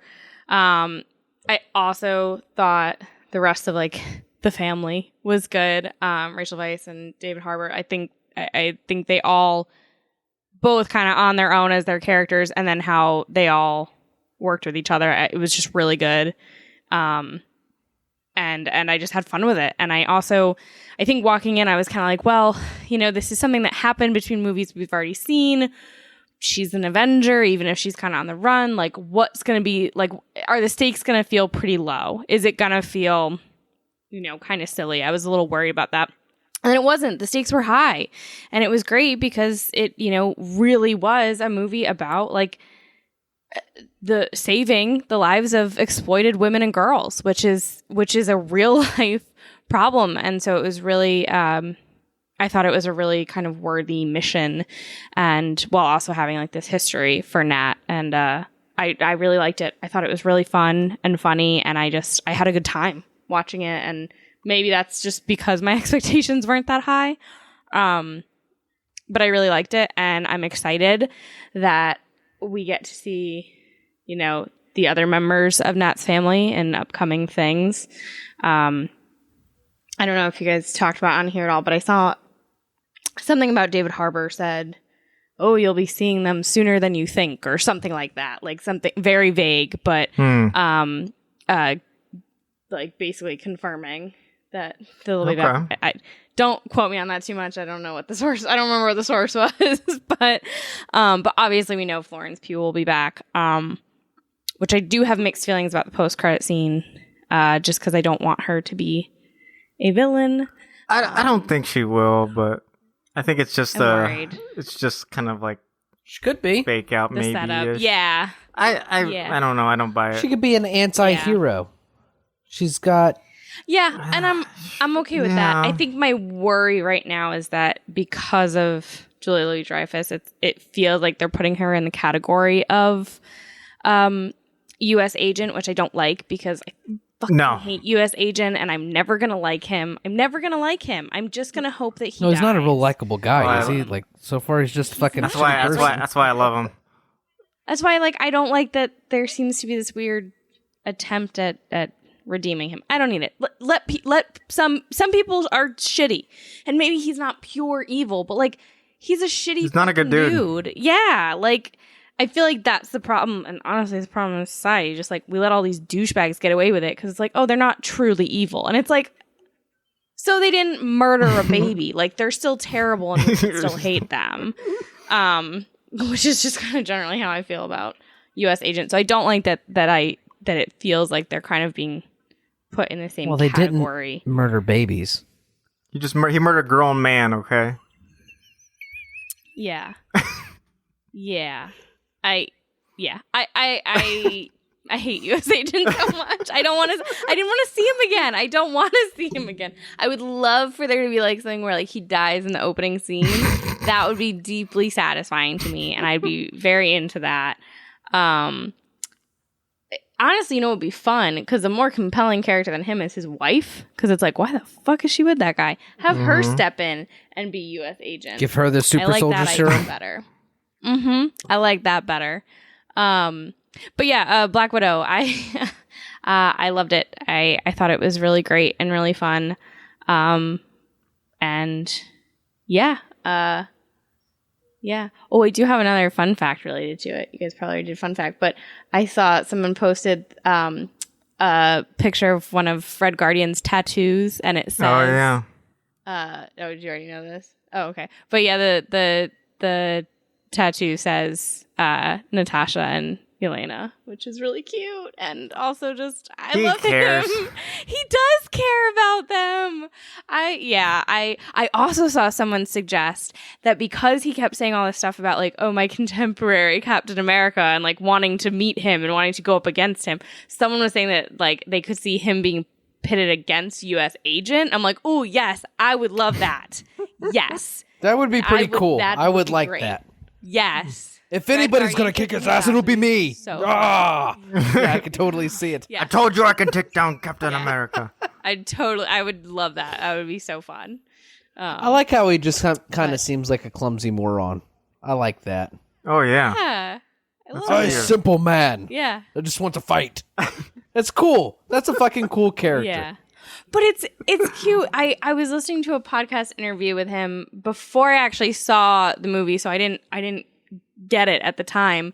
But he was talking about how he and Florence like had a conversation about like the whole like the special song in the car, and how he was saying that the way he envisioned it like for his character was that, you know, he didn't do much, you know, as a dad, like he screwed up in a lot of ways, but like it was something that they had and it was like connected them, and that he used it to comfort her. And he's like, yeah, I can just picture like, you know, putting this little girl in the back of the car and driving around the neighborhood playing this special song, blah, blah, blah.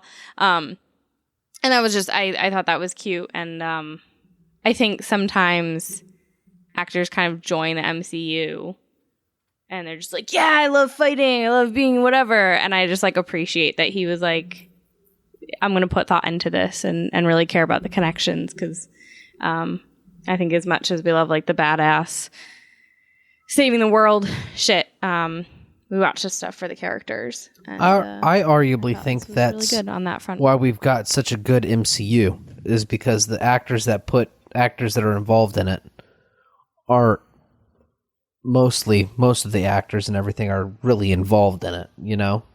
Yeah, they care, which is nice. They don't think they're above it now, which, yeah, I was seeing somebody posted like a news article from whatever year it was, and it was something like 2 relative unknowns cast in Thor. And it's just so funny to think about Chris Hemsworth and Tom Hiddleston as like nobodies. I think it works out. But yeah, I liked Black Widow and highly recommend. I'm definitely going to watch it again at some point. I don't know whenever the bar is over, probably.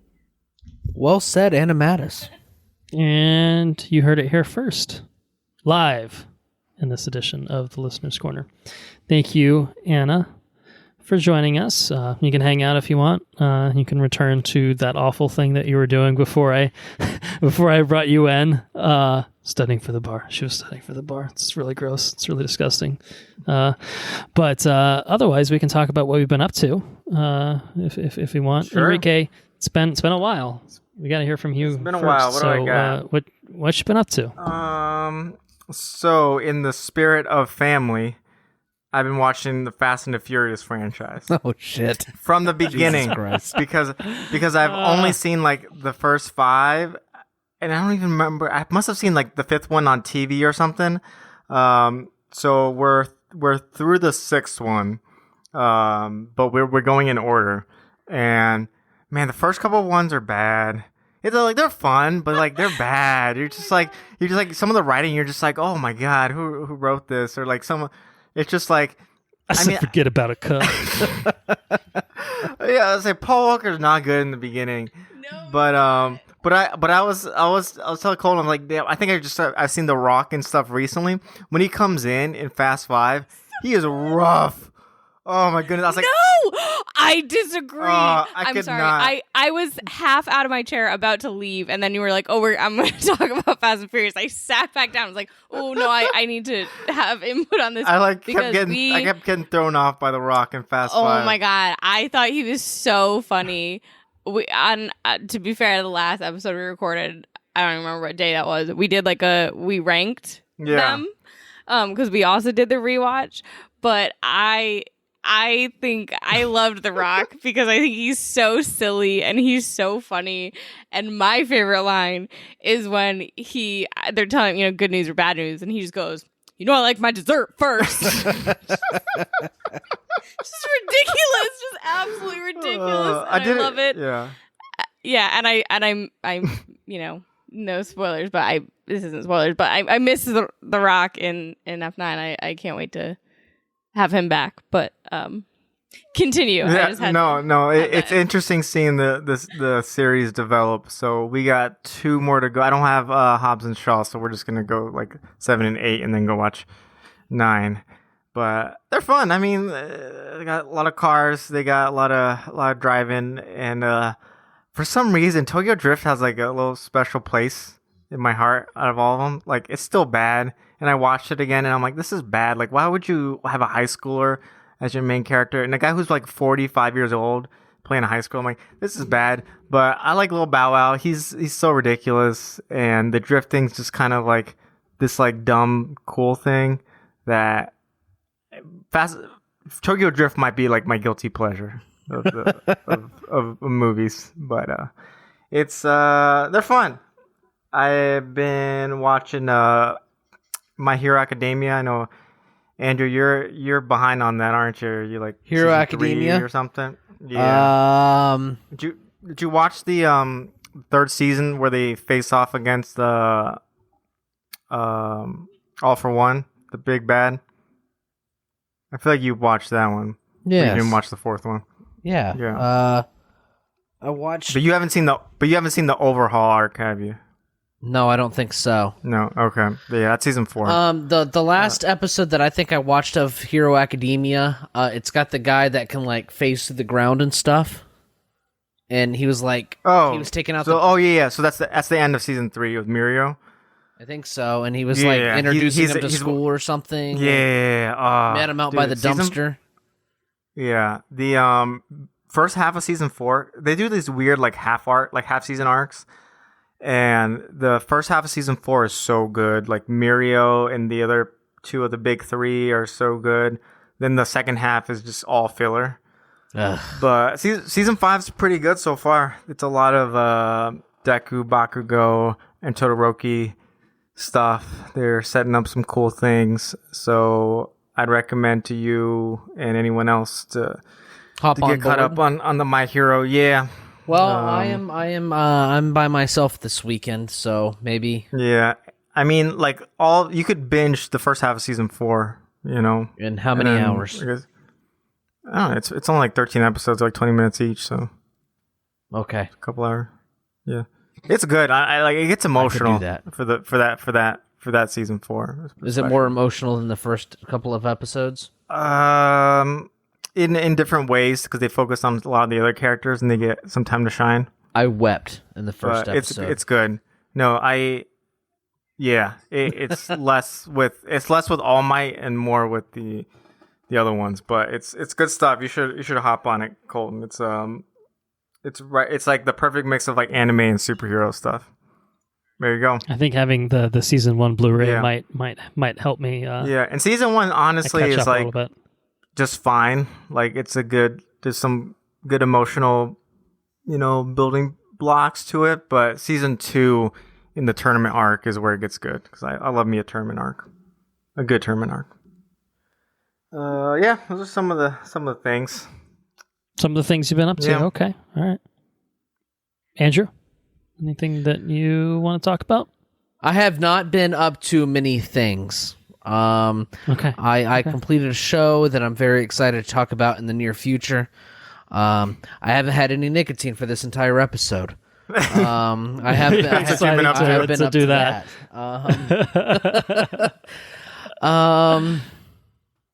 What else did I do? I had a good Friday. The past couple days, I haven't spent a whole lot of time at work, which is nice.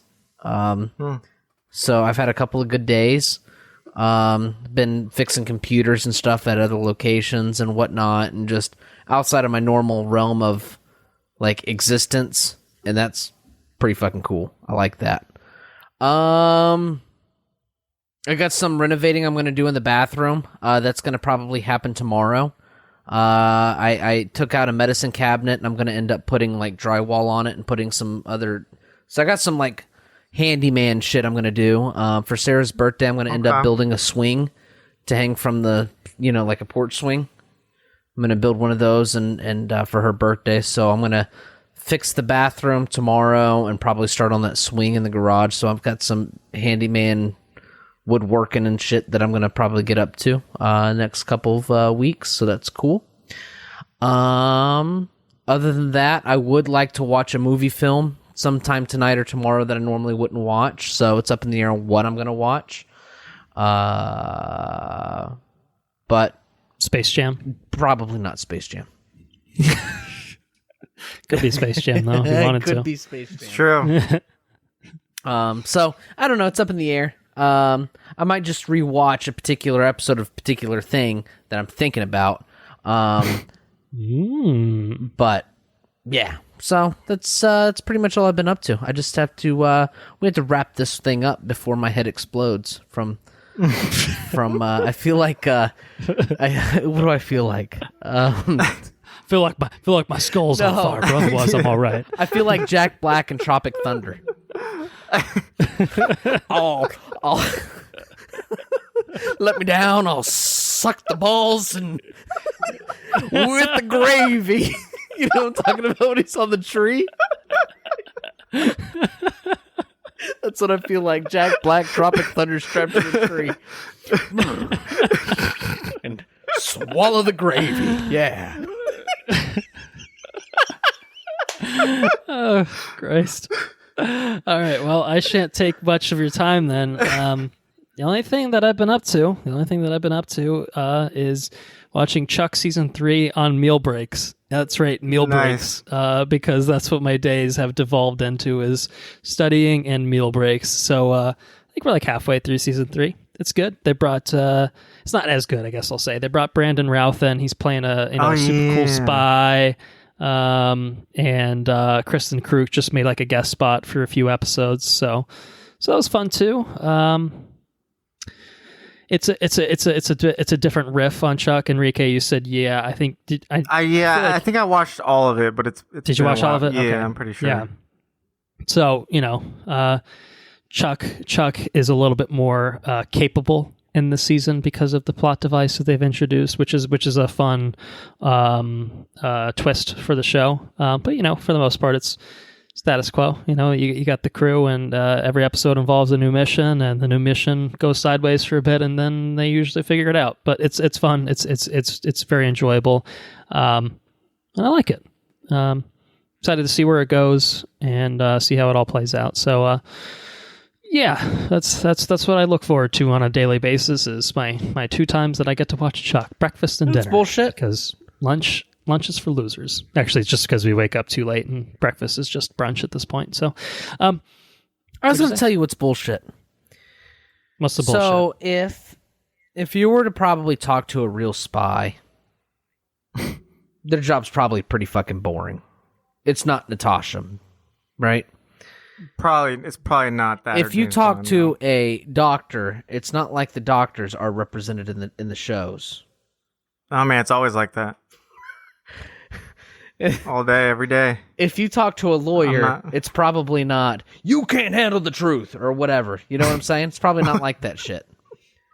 But you get representation in a very cool fucking way.